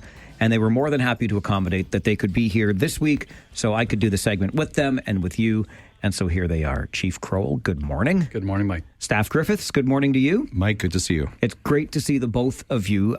Busy time of the year. On that note, Scott, why don't I start with you if I can, heading up traffic services, and I'm sure traffic services are even busier right now because it is the festive season and we have to make sure people are behaving themselves on the road. Absolutely. We're very pleased to have the Oktoberfest festival back in full swing. We've been out in force on the weekends when the fest halls have been open to run ride programs, to do extra patrols in and around those areas. And we certainly have an Oktoberfest policing unit as well that circulates throughout the fest halls to ensure that people are enjoying themselves, but enjoying themselves responsibly. So we're very pleased. Our ride programs have been very well received, and we're certainly looking for everyone to make the right choice in regards to their visits to the fest halls, to find alternative transportation, and to do whatever they can to avoid drinking and driving in those situations. You say that the ride programs have been well received, and that just makes me think of an encounter I had with one of your officers yesterday at the parade, where she was in charge of keeping traffic away from the parade route. And I mentioned to her, because I saw her give the wave to a vehicle turn around, and I said, look at the power you have. You just wave your hand and people turn around. She said, yeah, you're seeing the nice ones. But when you say well received, most people, when they get stopped in a ride check, are happy that it's happening? Yeah, absolutely. It's a very short-term inconvenience for certainly a very valuable activity. So we're finding I do multiple ride programs throughout the year just to stay involved with them, and I find that everybody to a person that I've spoken to understands why we're there, understands what we're doing, and supports that, because everybody wants to be able to go and have a great time safely and be able to get home without the risk of somebody else on the roadways taking a life or seriously injuring somebody who's just innocently traveling our highways. The last time we had this conversation was back to school week, Scott, and we talked about the annual reminders to motorists with increased children on the roadways. Maybe they're not being as attentive, et cetera, et cetera. Wouldn't you know, that very week, a month or so ago, more than 24 charges laid by regional police in school zones. What are we missing here? Where's the disconnect? Well, I think we've got a large understanding and an appreciation for the fact that students are vulnerable road users. They're certainly all part of our environment there, but we still are finding people who are demonstrating a lack of patience, demonstrating a lack of understanding for the rules. And, just this morning I took a phone call from a grandmother whose kids were being put on the bus a few days ago, and they said multiple people were passing the stop arm on their bus. So again, we are trying our best to get that information out. Everyone, I think, to a person should understand that a crossing guard's responsibilities and a bus driver's responsibilities are precious. They're certainly, it's an incredibly important activity that they're doing, and we're very grateful for that. But they need to sort of check themselves when it comes to their patience level or the aggressiveness with which they're driving, because these are very vulnerable users. We need to do patience checks like ride checks, don't we? Or patience programs, because that's really what this comes down to. Everybody's in such an all-fired hurry. Yeah, and I think it's, we've talked about how our roadways have become much busier with different types of road vehicles, but we also have, we go back to our cars and trucks on the roads, and we see that when you see these vehicles, the buses and the crossing guards and people there who are there to assist your children and my children to get where they're going safely, we need to focus on kind of checking ourselves to make sure that we are bringing it back down to reality here, that, a few extra seconds to get around that bus or to demonstrate your impatience is not worth the risk that you're finding. Staff Sergeant Scott Griffiths heads up the Traffic Services Unit in studio with us once a month, as is Police Chief Mark Crowell. Obviously, Mark, we can't let you off the hook for the entire hour. And on a more serious note, well, as road safety is serious, I shouldn't be dismissive of that. But since the last time we had a chance to chat, Mark, there have been 2 homicides in our community, which is a remarkable number over the course of 1 month. And to make it more remarkable, the first 2 that we've had so far this year. But what can you tell us about these investigations themselves and what it's telling us about the level of violence in our community? Thanks, Mike. And it's amazing. We went 9 months without a homicide in this region of 700,000 plus.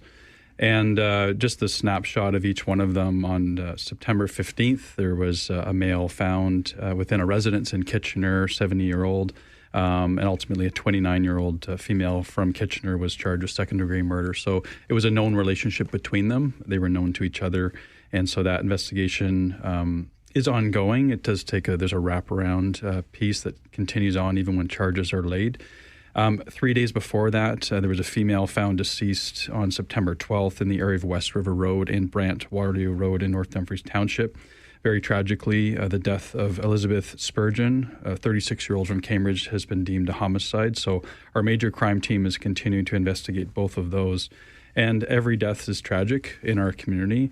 But as I mentioned, when we look at the last 5 years, we've had an average of 5 homicides a year, 5 attempt homicides a year, some years up, some years down. Very interestingly, though, last year, of the 5 homicides in 2024, 4 of those involved firearms.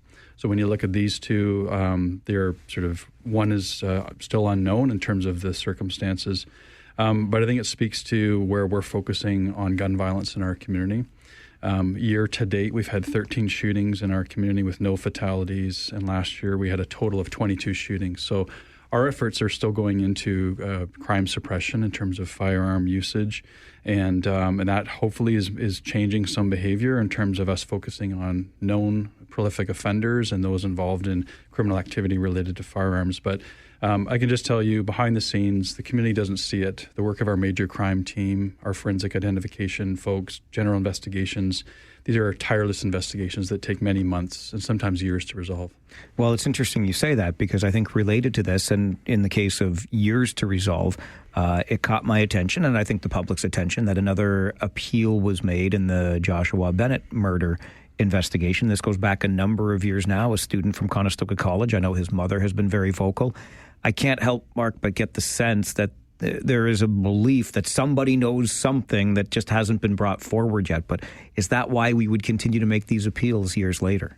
That's exactly right. And again, credit to the teams that just never give up hope that there will be some break in the case. So, Joshua Bennett was an 18-year-old, came to our community, as you mentioned, to attend college. He was from the Toronto area, and September 24th, 2021, so 4 years ago, he was found at 4:30 in the morning in the area of Paulander Drive, deceased, and the postmortem found it was cause of death was multiple stab wounds. So for a few years now, we've made continual appeals to the public, to your point, that we are absolutely convinced that there are a number of people that know exactly what occurred.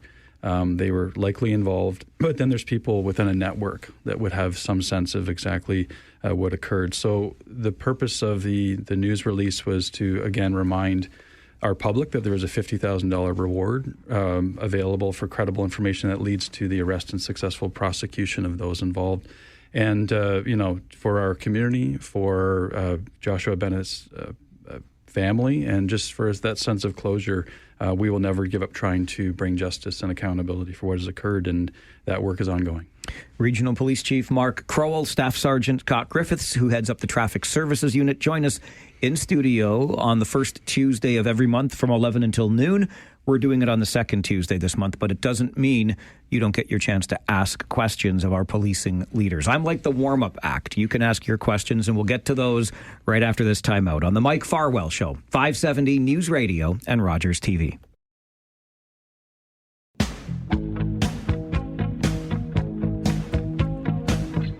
Once a month on a Tuesday, it's usually the first Tuesday of the month, but this month we have shifted it to this Tuesday, the second Tuesday, with Regional Police Chief Mark Crowell, Staff Sergeant Scott Griffiths, who heads up our Traffic Services Unit. They join us in studio so you can have your policing questions answered. That means phone lines are open, and we'll go to them now to get one of your questions, starting with Paul. Good morning, Paul. Good morning.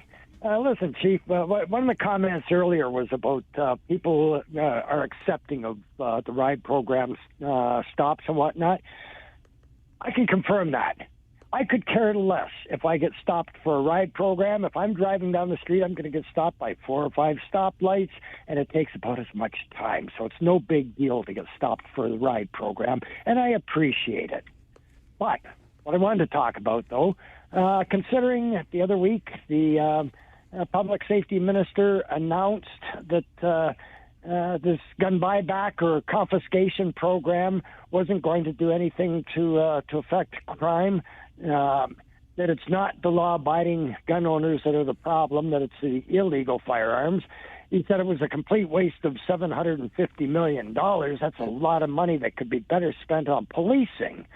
So considering the public safety minister says it's a waste, does that change your views? Like, we already know that 90% of the so-called crime guns are coming in from the States. The other 10%, it doesn't mean that they came from Canada. It means that they can't trace the origin of them, and a large number of those have come in from the States as well. So if the public safety minister says it's a waste of time, how do you feel about kicking in people's doors to take legal firearms from legal firearms owners? All right, Paul. I've said this to Paul before, and I will again.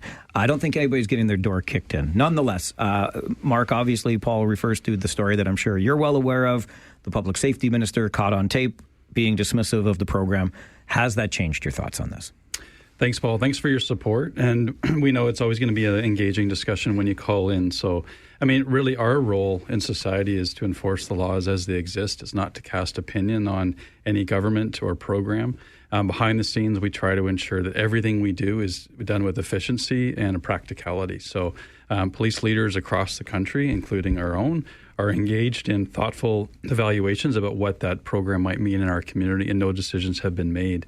But I will point out, I mean, if it is true that 90% of crime guns are responsible for everything, those coming across the border, I just often remind anyone who will listen that means that 10% are from lawfully abiding citizens and gun owners. When we look at intimate partner violence, we look at suicides and guns that are stolen from lawful access, those can have impact upon our members as they respond and also our community. So that's the lens that I view it through, and we want to ensure that people have their rights. And as a police organization in this community, we will continue to enforce the laws as they exist. When it comes to this buyback program, Mark, I'm not wrong, am I? Nobody's going to get their door kicked in over this, are they?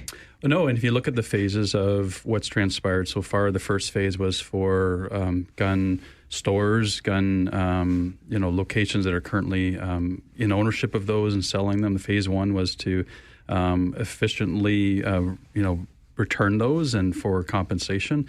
So this phase two, which is currently still being determined how and if it'll be carried out, is meant to provide that amnesty period, the buyback period. And then what we're looking at is trying to project with some forecasting what occurs when there's a legislative point in time where they become unlawfully held firearms. And is there any practicality for us to assess? It'd be better for us to participate locally in a buyback program that would allow us to, efficiently, play a role in supporting Public Safety Canada in that. But to your point, Mike, that's not the plan in terms of the dangers that we hope to avoid in any across Canada with any needing to go to residences to seize any firearms. That's not the plan. That's not what this is intended to do. All right. Paul, thanks for the thought starter, the conversation starter there. And we'll go next to Sean with a question. Good morning, Sean. Good morning. I just want to talk about these silly electric scooters. I was on Dundas Street. Of course, I was religiously obeying the 40-kilometer-per-hour speed limit on Dundas, because that's what I am. But I was actually passed by an electric scooter. And my understanding is those things will be allowed to do 24 kilometers an hour. Then I see those things on the sidewalks. They are a hazard to pedestrians, cars. And then there was that ridiculous video of the guy on the expressway. I mean, I know there is a certain leeway given to the municipalities, but it's right in the Highway Traffic Act. Thou shalt not use electric scooters on sidewalks. It's right under 389/19. All right, Sean. He's got the chapter and verse there, but Scott, this was on my list as well. The hazards, we've heard this before, but where are we at with, I guess, somehow regulating or monitoring these electric devices? Sean, you're speaking my language with those OREG quotes there. You're exactly right. So there is very well laid out. So 2020, the provincial government permitted a pilot project to be implemented throughout municipalities that permitted them to implement an e-kick scooter program. And Sean's very right to say that there are explicit rules, both provincially and regionally through our regional bylaws in regards to the type of motor that you can put in these things, the type of the speed, the requirements for helmets and so on and so forth, and for use as well. And for most people who haven't read the regulation, it basically requires you to use these e-kick scooters in bicycle lanes or places where a bicycle would normally be permitted to do so. So on the edge of the roadway, but not on sidewalks, much like the new mobility. Some of these larger vehicles that we're seeing, electric vehicles we're seeing out on our sidewalks as well. Very simply, I've seen that video that people have referred to about the one on the expressway. Very simply, these people are in violation of the Highway Traffic Act and every regional bylaw that has been passed that reflects these rules. The unfortunate problem we have is that these devices are obviously publicly available. The ability to modify vehicles is not new to e-kick scooters, but it's something that obviously, as you can see from that person in the video, they have modified it to a point where it is able to maintain somewhat highway speeds on a device that is unequivocally unacceptable on the roadways. The act actually prohibits them from any controlled access highway, even if there was a possibility that you could put them on there. So we continue with enforcement of those, but it's something that I think the province and the region obviously is obviously reviewing and reflecting upon these types of devices, and hopefully will provide a little bit more restrictions for us in that regard. It reminds me an awful lot, Scott, of speeding in our neighborhoods, which we hear from councillors time and again. And I would understand this. You probably get it too. The number one complaint: police cannot be everywhere. And now, even when they couldn't be everywhere with four-wheeled vehicles, and we've talked about bicycles before, there's just a whole other gamut of vehicles that people are asking you to patrol, police, monitor in some way.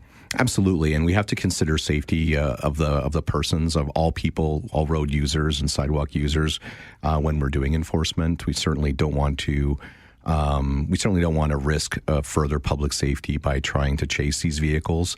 However, we are certainly trying to find unique and strategic ways of doing this enforcement. Toronto recently did a bit of a blitz with e-kick scooters in a particular neighborhood and had some success with that. But again, it's trying to use venues like this to convince people that if you don't understand the rules of use for these devices, it's not a free-for-all. You need to make yourself aware of that and follow those rules, because the devices are meant to provide a solution to people who need it, not to provide you the opportunity to circumvent either having a driver's license or being able to afford a vehicle. You simply cannot do these things. Sean, thanks for getting that conversation going. It's a really important one. We're coming up on a news break. So in the interests of time, what we'll do here, we'll take Dylan's question and then we'll answer it following the news update. So Dylan, please go ahead with your question and then we'll get to news and your answer. So this has got to do with bail and parole. I don't think it falls under your umbrella, but still curious. In order to receive bail or parole, a lot of times you have to put up something financial or have an surety. And a surety basically says, I'll watch this person, make sure he doesn't break any more rules. I'm very familiar with a case that goes back a little while where the person was paroled, broke every rule he was given, and committed some pretty heinous crimes while out on parole. Do you guys follow up with the sureties? Does that fall under your umbrella?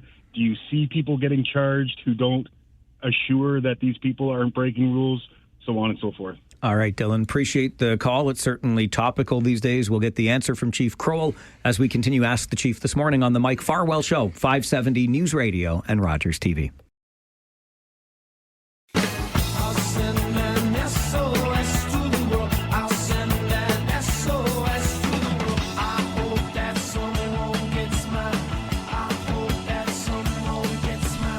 In studio with Regional Police Chief Mark Crowell, Staff Sergeant Scott Griffiths. He heads up our Traffic Services Unit.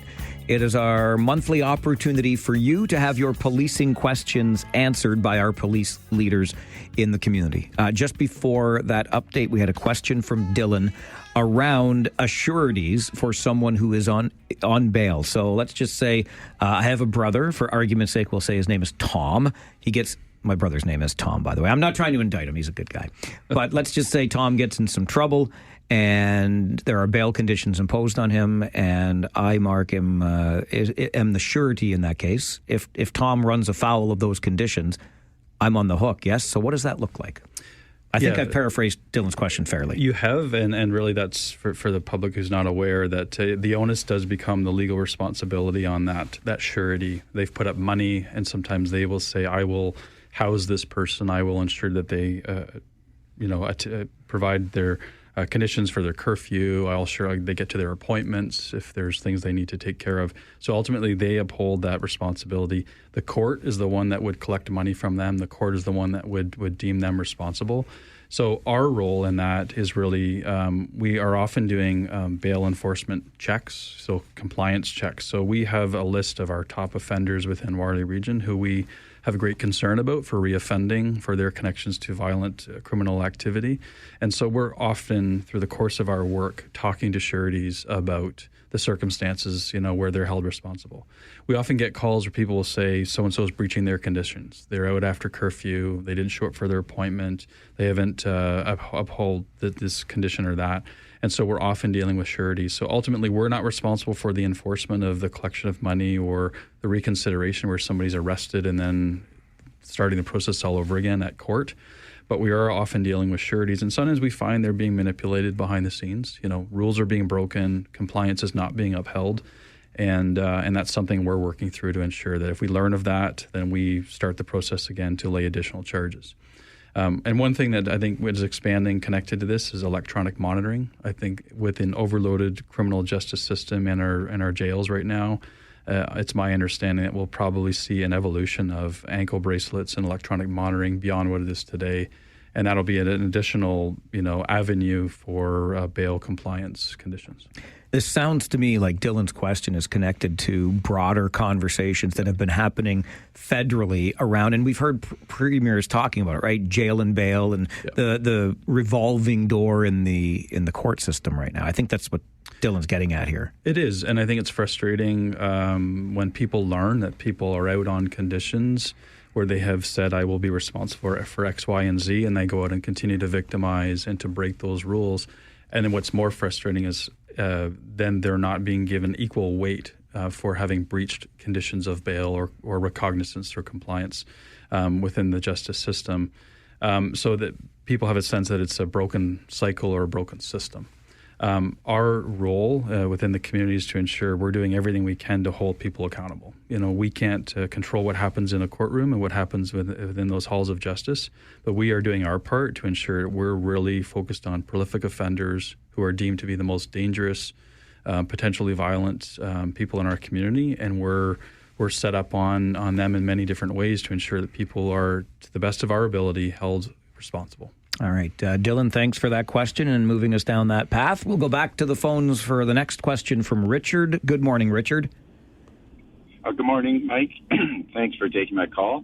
I just wanted to ask a question about the multitude of various different signs that we have in our community for pedestrian crossings that appear.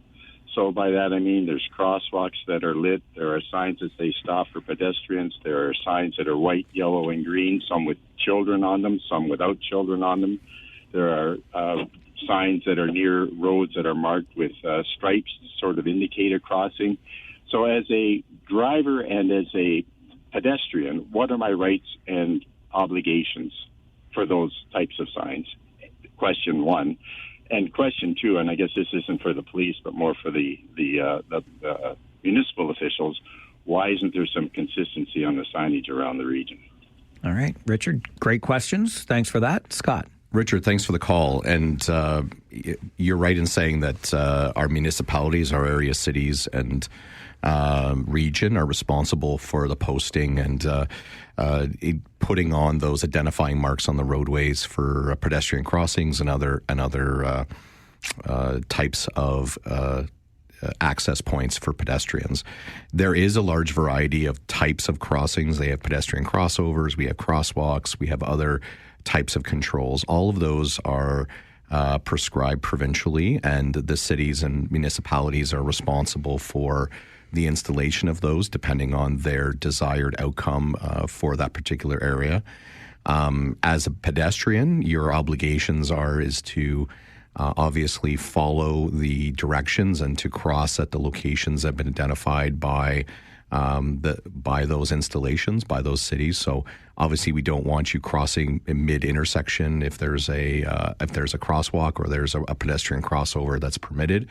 And as a motorist, you're looking at having to follow obviously the rules and regulations as it comes to that. So if there is a pedestrian crossing, if there is a sign that indicates you have to yield to pedestrians, or there is some flashing indicator that indicates that that's a pedestrian crossover, I can say with certainty that the installations in this region that are put in, although they're very varied, are legal, so that we have they prescribe to a legal requirement, so that if there is a prescription, if there is a sign that says yield to pedestrians or prescribes you to stop when the lights are flashing, those are required activities. So you do need to obey those rules. Unfortunately, you're right. There is a lot of different types, and I think cities and municipalities in the region here are trying very hard to, make crossing and make safety a priority and make it be done as efficiently as possible.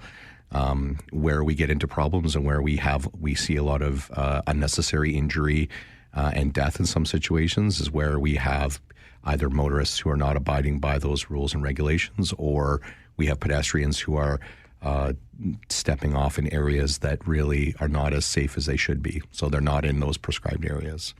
Richard, thanks for the call and the question. Glad you're paying enough attention out there, too, to recognize there are all of these different ways and areas for those crossings.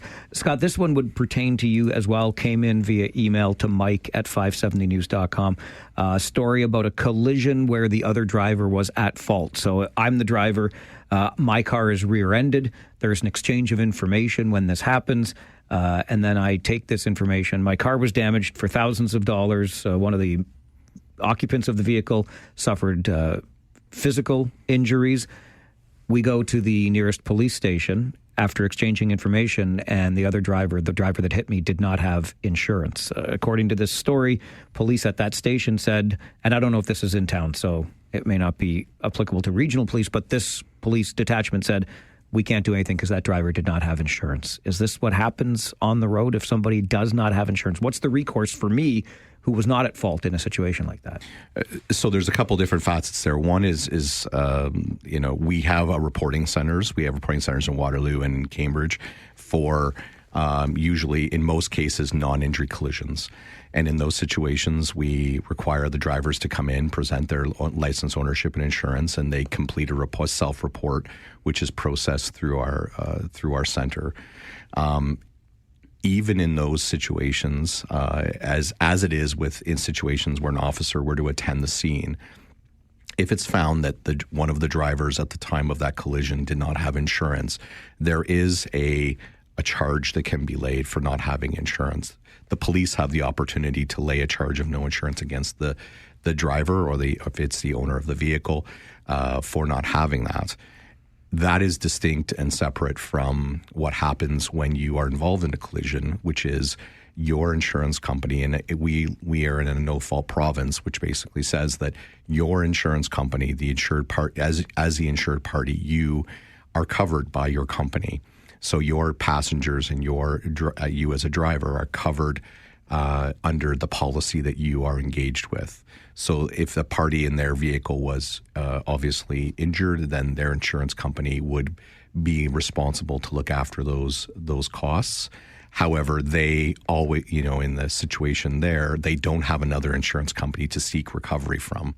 So my knowledge as an insurance is an insurance law expert, is not as strong as it should be. But I will say is that obviously in most cases they will seek to claim damages from the at fault person, whether that means through civil liability or whether that means through other means. However, your insurance company should be looking after you. And unfortunately, sometimes that means that you have to pay your deductible, which obviously for some people can be high, but that is the responsibility that your company has to look after you. All right. Good information, and thanks for the question via email. Scott Griffiths is a staff sergeant, heads up our traffic services unit. Chief Mark Crowell in studio with us as well. You get your policing questions answered today on the Mike Farwell Show. This is Ask the Chief, 570 News Radio and Rogers TV.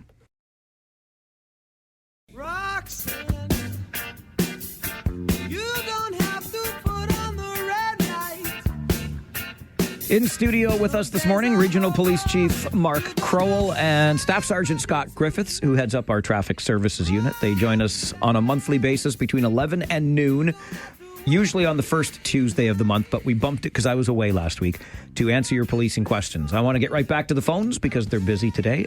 Phil, you are next. Good morning. Good morning. Quick question. I learned to drive back in '79, and rules, policies, things change over the years. In the 1990s, weather presenter and driving instructor Olaf Heinzel introduced me to the S-move at the intersections where, if you're in the left turn lane, you pull out offset, and if both drivers do it, you could see. Is that still a common practice? Is it legal? Am I entering the intersection ahead of time? What is the current policy with the S-move? Phil, thanks for the call, and I'll give you a small anecdote. Olaf was had worked for WRPS for some time and was the person who took me out on my driving test before I got hired. So still here. I don't know how I made it through, but I did. I learned the same thing you did in driving school. That S-move allows you to sort of offset yourself from the line of sight so that you can see oncoming vehicles. There's nothing specific in the Highway Traffic Act or nothing specific in rules that prescribe it, but I would recommend it. It's a very practical way of getting yourself, because a lot of our collisions, very honestly, are turning movements in intersections. So the ability to have a little bit more vision, to see what's coming down the road, especially when we're talking about yellow lights and you're in the intersection when the light goes yellow or red, you want to be able to see what's coming towards you. So it's it's a good practice. I just learned something today, other than Olaf was our media contact at Regional Police for the longest time. And Mark, you said he trained you as well, driving? Yeah, as a young prospective officer, they did some driving evaluations at the beginning. So Olaf was well-trained and well-versed in it. So yeah, we were both from the same school of Olaf's wisdom. I had not heard of this S-move before, but I will incorporate it into my safe driving habits. Okay, Mark, I want to come back to you with something that caught my attention from the past month since we last talked, and that was about a retail crime blitz that WRPS had last month. Why target retail crimes? Well, I mean, amongst our sliding scale of priorities in terms of crime suppression, it sometimes falls further down the list. But when we really dive into it, retail crime across Canada is a $10 billion loss venture, and we know locally, just to have some stats on hand, that we've seen a 36% increase in retail thefts year over year in the past number of years. It's organized crime at its root, so it's not just some innocent shoplifting done by local people. We know there are teams of organized crime groups, venturing throughout the province. They are interconnected to other organized crime groups related to other criminal activities. So working with organizations like the Retail Council of Canada, we're really trying to provide some visibility to our efforts. We had a safety blitz that led last month to the arrest of 12 people, but it is just the tip of the iceberg. We know there's a lot happening every day where people are going into, could be big box stores, could be drug stores, grocery stores, and some small retailers and mom and pop shops as well. And this is part of a black market where things are stolen. They're then sold sometimes online, sometimes to other retailers as well, and it's big business. So we have a role to play.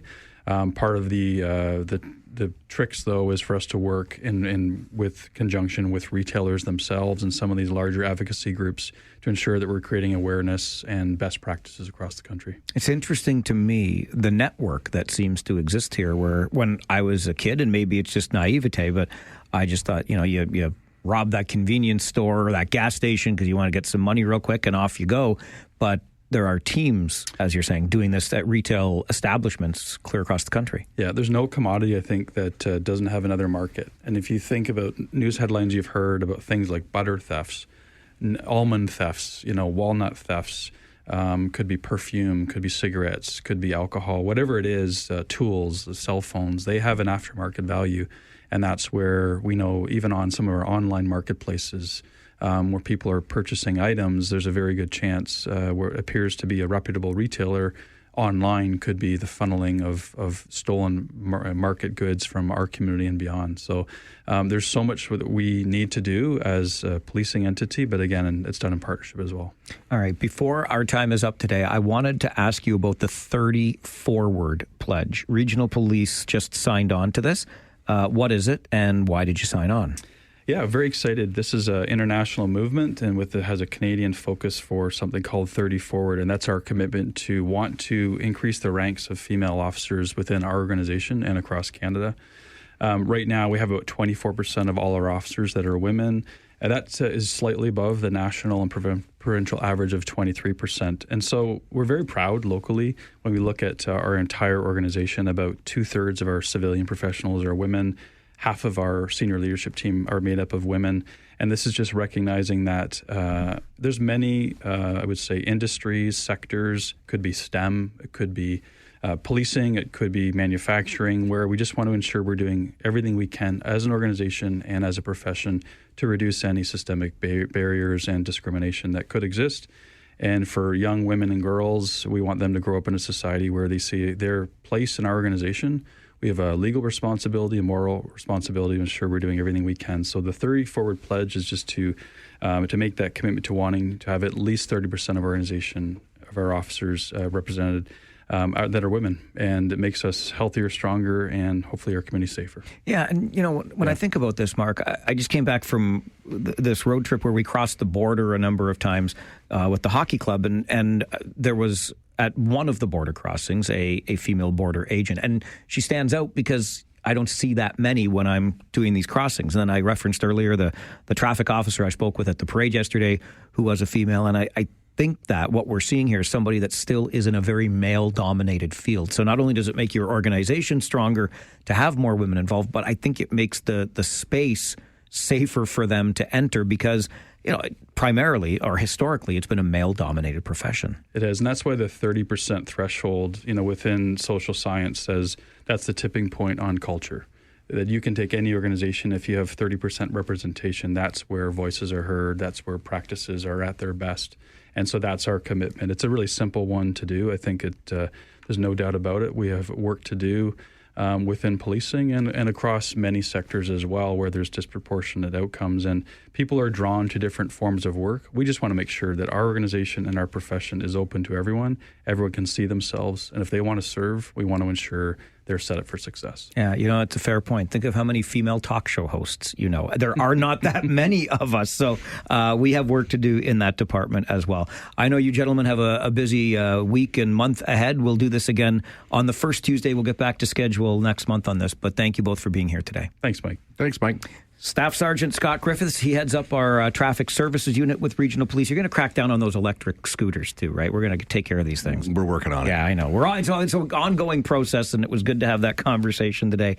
Regional Police Chief Mark Crowell in studio as well. They join us first Tuesday of every month, so you can have your policing questions answered. Direct access to our police leaders here on the Mike Farwell Show. We're going to get you to an update from the 570 News Center, and then we're going to give you direct access to us. Phone lines will be open for the Talkback Hour as we resume the Mike Farwell Show this morning, 570 News Radio and Rogers TV.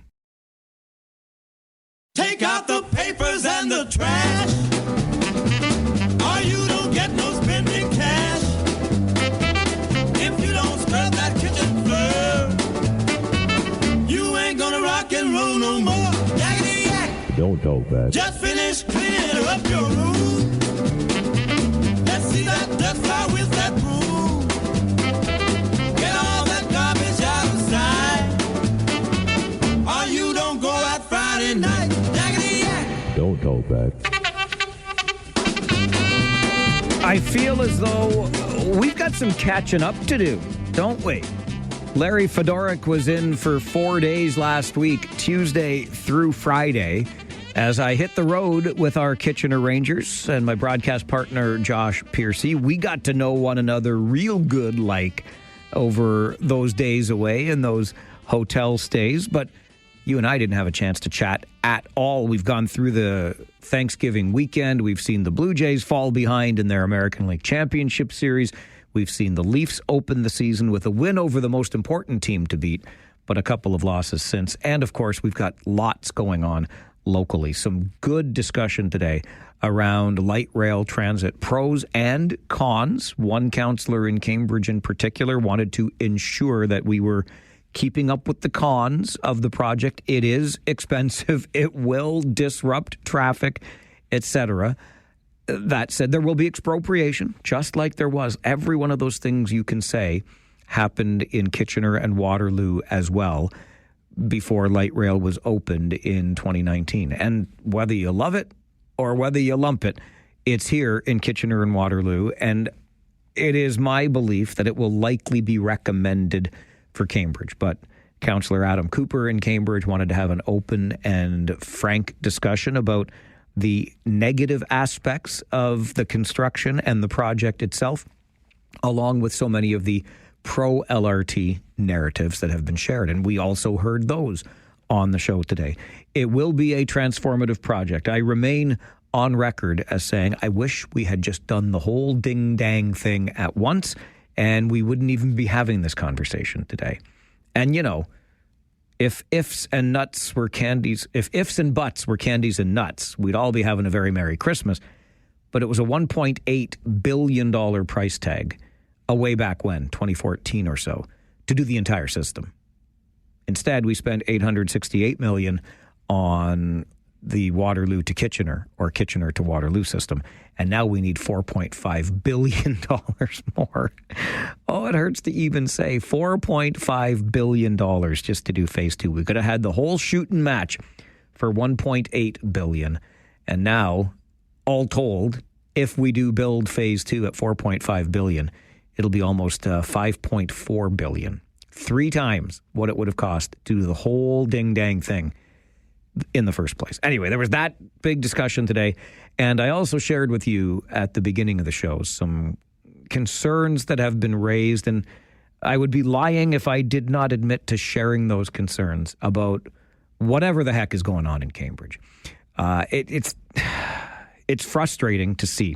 And I will give credit again in my best efforts on this beautiful, mild, mid-October day following the Thanksgiving weekend, my favorite holiday of all. My belly is full, my heart is full, and I'm trying to keep the glass half full in Cambridge. So kudos to the folks who organized the rally that I suspect is still happening later today outside Cambridge City Hall. I think it was that public pressure that prompted the city of Cambridge to change its current tune. And City Hall went from closed, can't use the washrooms, here's some porta potties outside, to open. Okay, everything is fine as of 8 o'clock on Thanksgiving Monday night. Sure, let's just go with that magically at that moment. Or was it the public pressure that got to the city? And not only can you use the washroom at your city hall again, but you can also attend a council meeting in person, which of course should always be the way. Only under exceptional circumstances should we be meeting as councils virtually, and certainly only allowing attendance virtually. Our democracy is the bedrock of our community, and we got to keep it that way. So kudos to those who maybe forced the city's hand here. But it was tough to figure over these last many weeks why access to council meetings could only be had virtually, and why you couldn't go inside and used the washroom, even though people still worked in the building, even though after one virtual meeting, council started meeting in person again.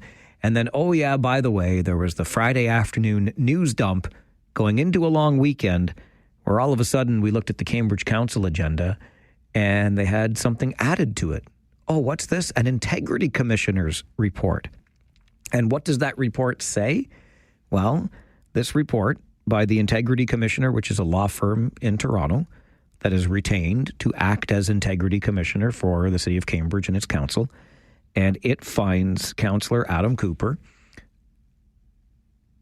in violation of the Code of Conduct at Cambridge Council, and it's been recommended that he be suspended for 10 days without pay. All of this for making a post to social media earlier this year that was deemed by many to be homophobic in nature. And that report only shows up on the council agenda on a Friday afternoon after 4 o'clock, heading into a long weekend, at which time City Hall and access to the City Council meeting was closed. It's tough. It's tough. It's not a good look. It's not a good look, and it leads to many, many, many questions, the answers of which have not been forthcoming. But there's that rally later today outside City Hall, and the council meeting tonight is now open to the public. I have no doubt that you will attend and be on your best behavior, but this is our democracy in action. I'm a little bit concerned about the way it's all playing out in Cambridge, but that's just from where I'm sitting. So as I said, we've got some catching up to do, and we've got some meat on the bone, if you will, locally when it comes to issues in the community. It is your hour to talk about those very things or anything else that's happening in your world, because if it's important to you, it's important to us here on the show. 519-570-2545. Star 570 and 1-800-570-5715. Let us start this Tuesday afternoon with Grant. Hello, Grant. Yeah, good day. It's nice to have you back. Thank you. It's nice to be back. And I really felt sorry for Fedora on Friday because you had a caller very ignorant to him. Oh, no. First off, they got talking about freedom of speech, and then just the way this individual said that, in saying in nicer terms, that he's not qualified in doing the job that he was doing. I thought it was very disrespectful. You know what? Have your viewpoints, but not to the point where it's going to make that guy feel like crap, even though afterwards he said he wasn't feeling that way. Oh, you know what? I'm sure he wasn't, if I'm honest. Now, listen, Grant, you're the first one to tell me like this, but I did receive a message on Friday as well that there had been some interaction, and now that you bring it up, I forgot to go back and listen. Obviously, I was out of town and working on other things for the radio station on Friday afternoon, so I was not privy to the conversation. I will say this, without having heard it at all, but you're the second person to express some concern about it. I know Larry well enough to know that he can take it. He understands that it kind of comes with the territory of this job, right?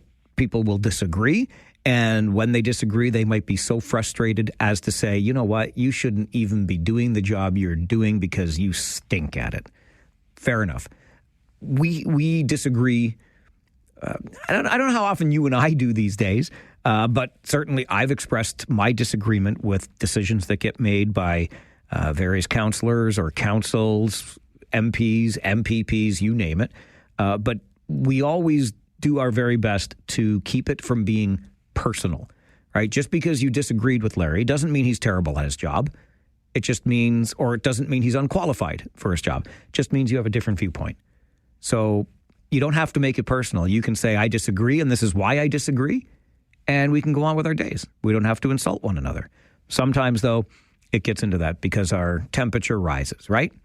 I get it. I will go back and listen because now I'm even more curious as to what this was all about. Nonetheless, trust me when I tell you that Larry would have meant what he said. He can take it. You can tell him he's bad at his job. He's going to come back and do it again the next time I'm gone away. Talkback continues on the Mike Farwell Show this Tuesday afternoon, 570 News Radio and Rogers TV.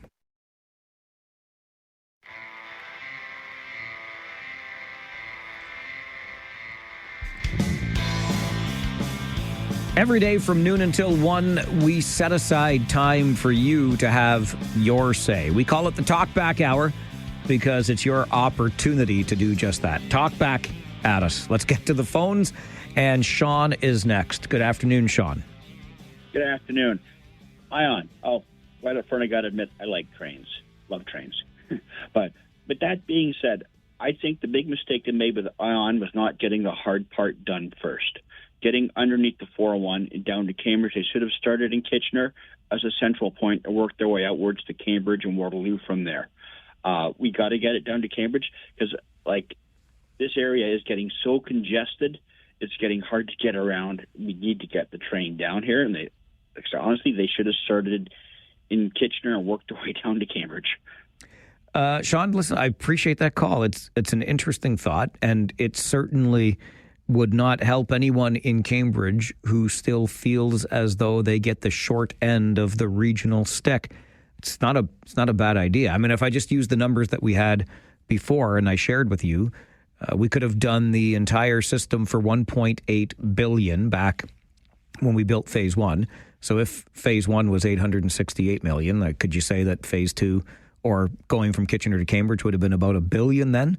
So I hear where you're coming from. That's very interesting. And look, when it comes to trains, first of all, Sean says he loves trains. So do I. I'm a huge train geek.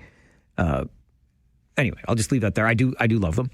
But I'm not sure.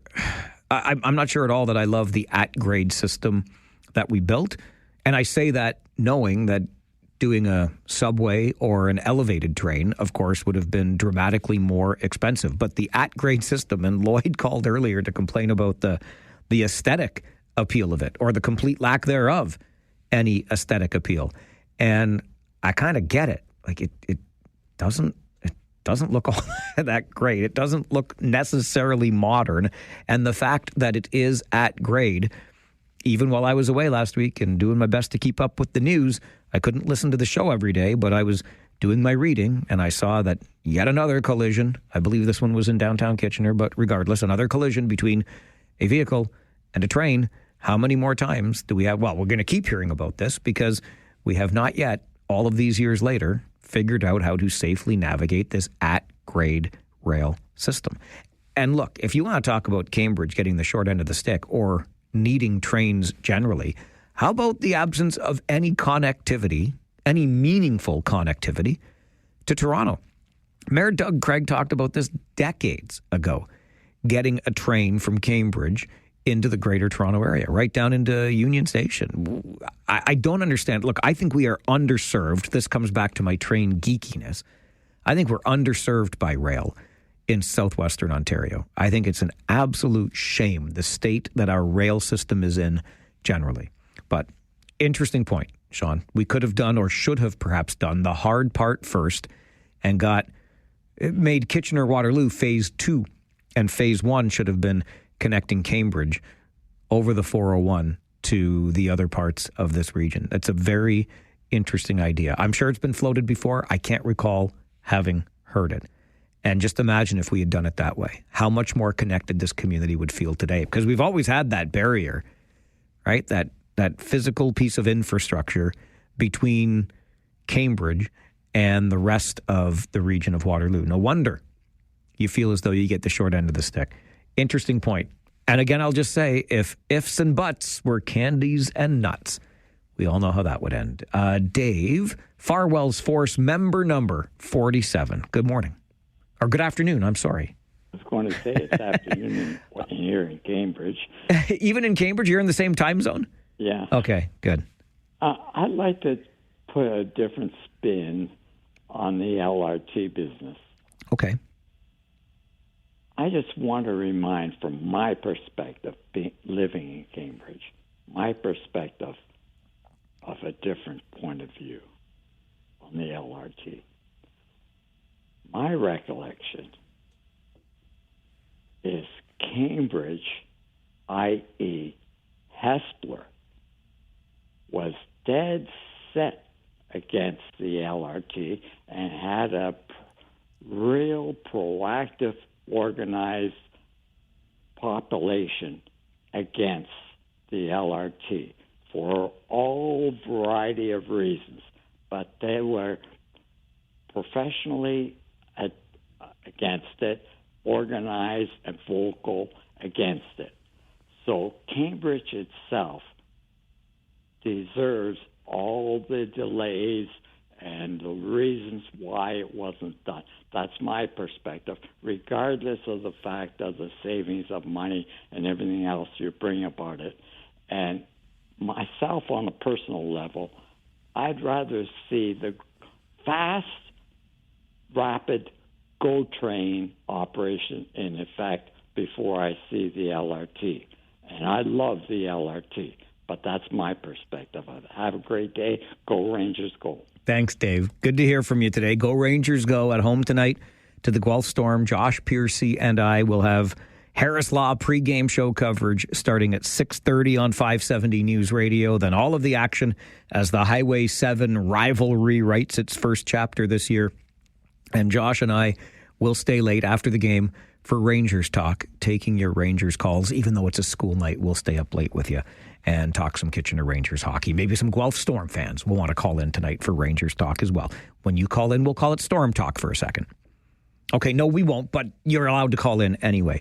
To Dave's point, I seem to recall, now that he brings that up, the opposition in Cambridge to light rail transit, Phase 1, may well have been. So the phase that we built as Phase 1, connecting Kitchener and Waterloo, may have been the more politically expedient of the phases to build. I'm just going off the top of my head here, but that does ring a bell, however faint. Having said that, I remember very well, without any question, the opposition to light rail from Cambridge insofar as Cambridge residents saying, we don't want to pay for Kitchener and Waterloo's light rail.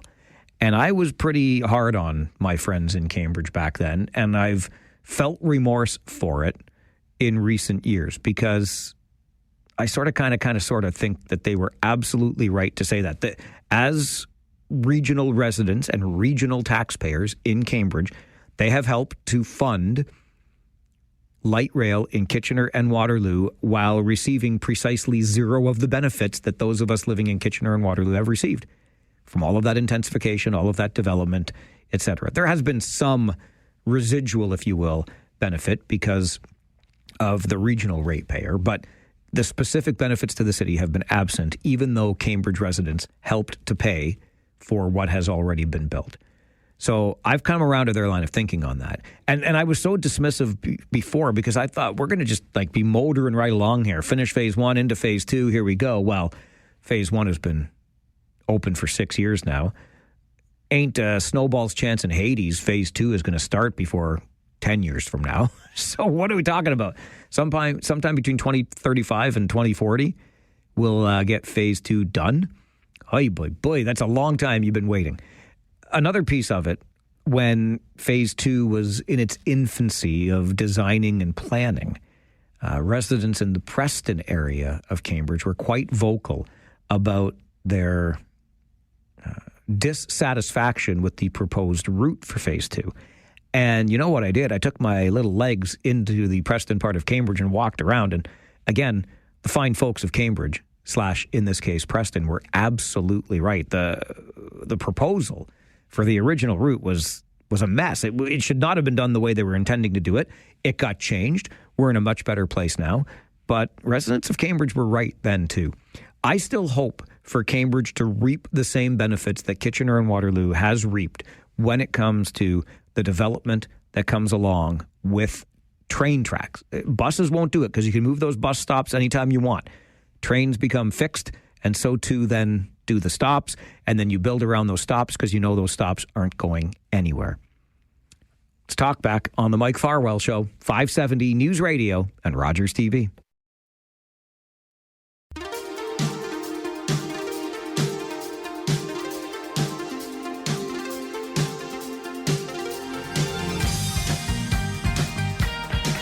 I just saw a headline during that update with Hutch about police in Northern Ontario monitoring the resurgence of the outlaw motorcycle gang Satan's Choice. Anyone who is of a certain age in these here parts probably remembers pretty darn well Satan's Choice, the Hells Angels, and of course, in these here parts, the Henchmen back in the day, and their headquarters out on Highland Road. We had ourselves some interesting characters in the community over the years. And don't forget the Banditos biker gang, which there were connections there to a gruesome murder that the Banditos were a part of. Anyway, just thinking back on motorcycle gangs in the day. If you are of a certain vintage, you remember the stories about those particular motorcycle clubs that were blamed for all manner of criminal activity in our communities. And just when I saw that headline about Satan's Choice, it took me back to the days of the Henchmen and the Satan's Choice and the Hells Angels and the Banditos right in these here parts. It is your Talkback Hour.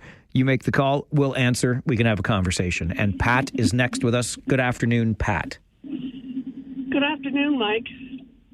I just love your show. First-time caller. Oh, well, welcome. Thank you. I agree that it should have started from Cambridge. I used to live in Cambridge, so I know what it's like, the traffic getting into Kitchener north of the 401, and we all see what it's like at dinner time or rush hours. I also think that it was a big mistake. We should have had one going from Toronto, going down one side of the 401, one going the other way into Toronto, and then feeder buses off of that to cut down on all the traffic on the 401. That's my comments for today. Pat, I thank you for those comments for today. I hope you choose to join us and share those comments again, whatever comments they happen to be, on another day.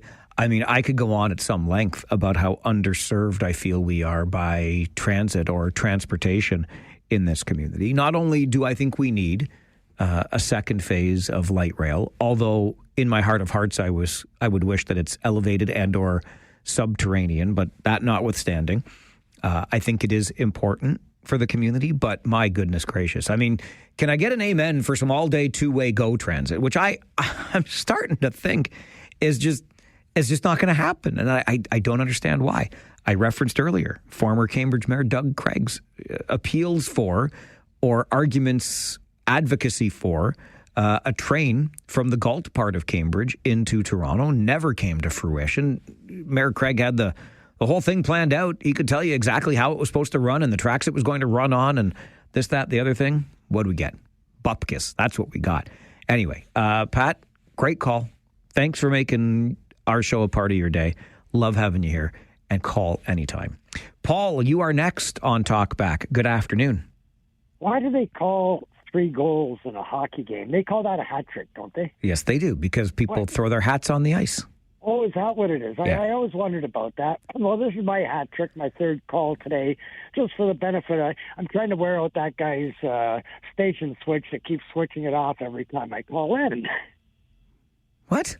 What station switch? What are you talking about? The guy that says that he switches stations every time I call. Oh, my God. So I'd like to say goodbye to him for a few minutes anyways. But I want to talk, since LRT seems to be a big one.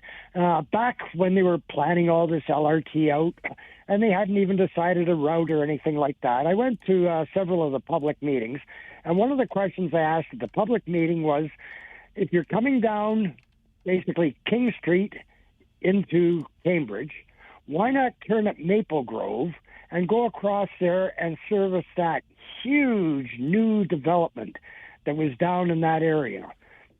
So many houses were going in there at the time that they could have taken it in, and it would have caught the edge of Guelph, Westler, and then turned and gone down the 24 right straight down into Galt. Instead of going into Preston, up down Shantz Hill, then up Eagle Street, up the hill there. I don't know how it'll ever make it up the hills. But anyways, I suggested that they run that route instead. And at that time, I was told that housing was being developed for people from Toronto, and they needed quick and easy access to the 401 without having to be interfered with by any sort of transit, in particular in trains that would be blocking the road. That was the reason they would not run it across Maple Grove. Now, over the weekend, I read an article. People are now complaining about parking in that new development area. Seems that the housing requirements only had 1.2 vehicles per household. That's all that was allowed for. Now everybody's complaining that they've got no parking, and it's compounded by the fact that they have no transit. Why didn't we run the LRT across Maple Grove and pick up that huge area? And it still wouldn't have been much of an inconvenience for people in Preston to make it over. But no, they had this idea. They wanted to run it right down King Street, right into Preston, mess up all the traffic there, and then go up Eagle Street, which is a very narrow street to start with. It would block off traffic completely. So how do these people now have the right to sit and complain over in the that Maple Grove, Speedsville, Kossuth area, where they're complaining we've got no transit and we've got no parking? All right. Listen, there will never be, I promise you this, there will never be a perfect system. We are far too big, and we sprawled far too much decades ago to fix it all with one transit line, one spine. We've got the central transit corridor coming from Waterloo down into Kitchener to Fairview Mall, and we're going to build another part of that line into Cambridge. It'll never be perfect. I do get the irony, though, in a subdivision being built for easy access to the 401 for folks from Toronto living here less expensively and then commuting, and then we don't build enough parking into an area that we designed for people to live in who moved here from out of town. That there is some irony there. But again, I'll just come back to no such thing as a perfect system. I can tell you that how many complaints have we had about LRT through Kitchener and Waterloo when we're thinking it doesn't serve enough of the quote-unquote suburbs, right? It goes north-south. What about east-west? Why can't the Activa neighborhood get some LRT service? Why can't we run something this way, that way, whatever? It's never going to be perfect. Well, we had to start somewhere, and this is where we started. Just because you're bringing up some of the future parts of this, I'll just remind you of this. Keep this in mind. I'm trying to remember where it was that I read it, but the Ottawa Street extension came up in something I read recently. And essentially what the Ottawa Street extension is, I think it was because of all the building pressures right now in Breslau. That's what it is. They're adding about 9% of the current population annually for the next number of years into Breslau. It's definitely a growth area in our community. And the Ottawa Street extension will be part of that. So if you think of Ottawa Street in Kitchener, go out past Lackner, it continues on throughout beyond Lackner now. Like, I'm just going back to when I was a kid, and Ottawa and Lackner was like the end of the world. Anyway, eventually, Ottawa Street's going to run right into Breslau. And if there is a phase 3 of light rail transit, mark my ding-dang words today, and I'll be long gone by the time this happens, but phase 3, Ottawa Street's going to be the corridor for it if we ever get to a phase 3. Think of the Sunrise Centre at Ottawa and Fisher-Hallman, and you're going to run that sucker all the way, and I do mean all the ding-dang way, Ottawa Street out to Breslau. Sunrise Centre to Breslau. That's one hell of a phase 3. I'll be long gone. So then when you say, Farwell, you were wrong, I won't be here to hear you. Or you'll be like, Farwell, you were right again. You're always so right, Farwell, but I won't get to hear that either because I'll be long gone. But Ottawa Street extension, that's where phase 3 would be if we ever get phase 2 done and get to a phase 3. I love LRT dreams. Carolyn, good afternoon. Good afternoon, Mike. My first time calling. Oh, Carolyn, welcome to the show. Thank you for calling. You and I grew up in the same neighborhood, Mike. Are you a North Warder too? Oh, yeah. Oh, I love it. Excellent. Yeah. Okay, I'm calling in with a little bit of a complaint. Okay. Comment. Yesterday was Thanksgiving, right? Yes, ma'am. We had an Oktoberfest parade. We did indeed. You would never have known it by the TV coverage, which was absolutely non-existent. I'm a senior who lives alone. My TV's on all day just so there's noise in the apartment. Sure, you got some companionship. And I messed around with channels, including you, and not one mention of Thanksgiving on anything, not one mention of the Oktoberfest parade. I could not believe it. Carolyn, I appreciate you calling and sharing that concern. And listen, here's the thing. And I'm not going to, throw my colleagues, even though they work for another company at another station, under the bus. But it's just reality today. And I feel like I want this too. I want us to get the coverage. I want us to be able to see it. Many years ago, our local TV station opted to stream the parade only. So you got to watch it on your computer. You got to watch it online somehow. The resources are gone. It's sad. I know. I'm with you. I wish we could do it too.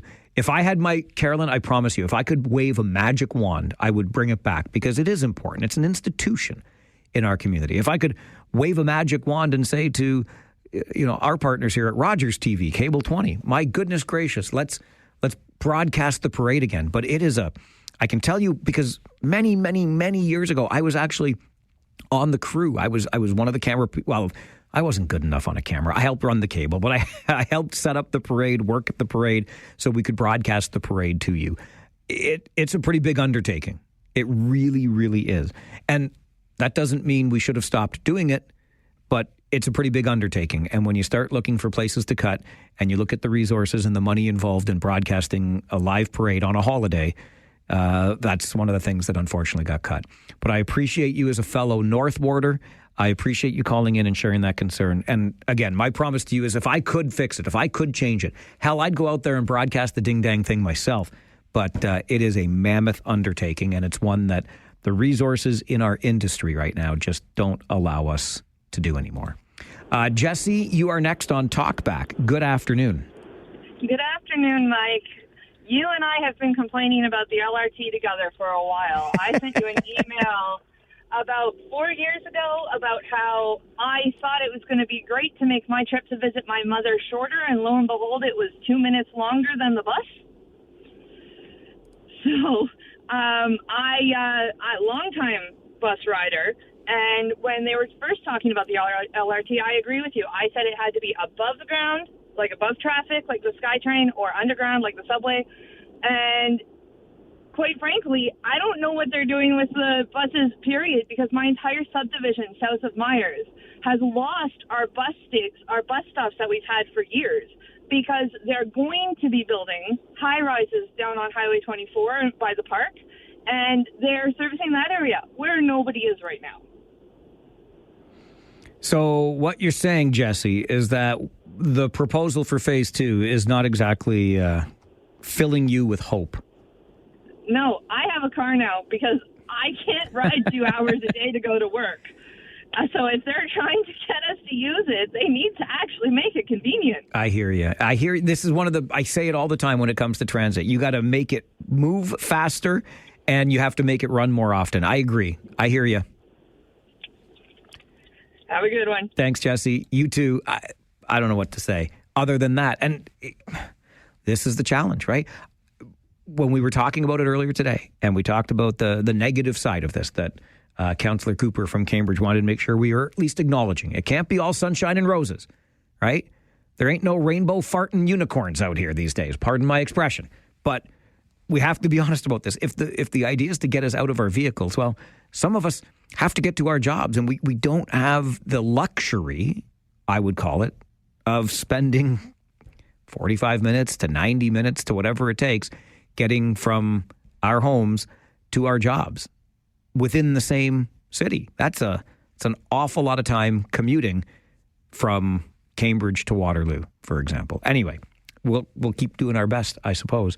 About a month away. That's why LRT is in the news today so much, because we're about a month away from Regional Council getting that report that will give us the recommendation for Phase 2. Will it be light rail?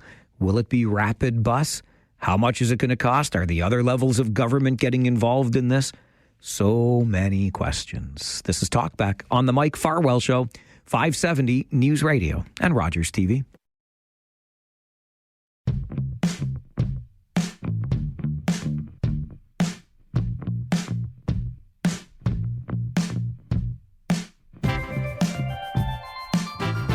I am such a loser. I am. I will admit to you how much of a loser I am in just a moment, because you know how this show works, right? I am an open book. It's all about transparency. I will never keep anything back from you. But Talkback continues with my buddy Toll-Free Jay, who is on the phone. Good afternoon, my friend. Wait up, Jay. Whoa. What are you, buried under the subterranean LRT? What's going on over there? Right here. You hear me now? Oh, I got you now, buddy. Okay, sir. Okay. I just want to mention a name from past, see if you remember it. Okay. Do you remember Johnny Walters? Do I remember Johnny Walters? Are you kidding me? Trivia company Johnny Walters? Of course I do. Can you imagine him on, in today's society, all running up and down the street he would do, trying to talk to people? I think it'd be great. It would be, wouldn't it? It would be. I miss him. I miss Bill Lincoln. Inky. Oh, yeah. I miss him, too. Yeah. Okay. I remember being at Bowling for Dollars. Of course. I thought I could hear the broadcasting of the, you could be an audience member, but you couldn't hear what was being said. Like when they were in... Well, you were in a bowling alley, Jay. Yeah. But like you were... I get it. Yeah, but it was quite eventful. It certainly was. And I remember Johnny, it wasn't that long ago. I mean, the older I get, the worse my memory gets, and things, the space-time continuum has changed. But I seem to recall it wasn't all that long ago that we lost Johnny Walters. And if you remember, like Jay and I do, I'm sure you do, he was a mainstay on what was then CKCO TV, and he had his show. I think it was Trivia Company. It was Trivia something or other, and Johnny would walk up and down the street and offer, I think it was $50 for answering that. I got a trivia question for you. Let me just ask you a trivia question. Right on the streets of downtown Kitchener. Was always lots of fun. So here's what happened. This is me getting around to admitting to my loserness. But I'm so old. I really do. I try as hard as I can. But the older I get, the more difficult it becomes for me to absorb something new, the change. Like, I'm not necessarily resistant to it, I don't think. No, I guess I am. I'm getting more resistant. But I don't deal with it well because I get used to the way things work, and then I learn how to use them, and then I don't want them to change.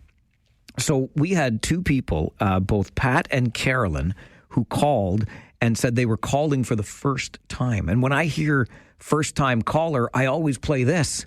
Yes! But I couldn't play that when Pat and Carolyn called because I couldn't find it on my computer, because what happened was, while I was away, these little so-and-sos over here, I'm going to put them in jackwagon jail is what I'm going to do, because they updated my computer. You see, here's the thing with the computer. It was fine the way it was. You don't need to update what needs no updating. I understood my computer before, and I've just been having the darndest time today with all of these things, and it's only because it looks different. The things are in different places now, and I've been trying slowly during commercial breaks of the show to put things back where they belong, and I'm only slowly getting there. You are fake news. No, I'm not. I'm real news. That's really what's been happening to me today. I'm president, and you're not. I know you are, but come on with your coming on. We have a bunch of yahoos. That's right. We have a bunch of yahoos who come in here when I'm not here, and they change things, and then I end up having to figure it out. I'm getting there. I'm getting there slowly but surely. Oh, the humanity! Oh, the humanity. I have so many of these audio clips that are just coming back to me. I'm going to do better tomorrow. I promise. Or at least I promise I will try to do better tomorrow, because that's all we can do, right? We just give it our best every single day. Rob Snow is waiting to give you his best from 1 until 3. Aaron Anderson and Paul McPhee will give you their best with all news afternoons from 3 until 6:30. And then at 6:30 tonight, Josh Piercy and I will bring you our very best from the Kitchener Rangers game, okay? Rangers and Storm. Harris Law pregame show starts at 6:30. My name is Mike Farwell. You are a force for good. Bye for now.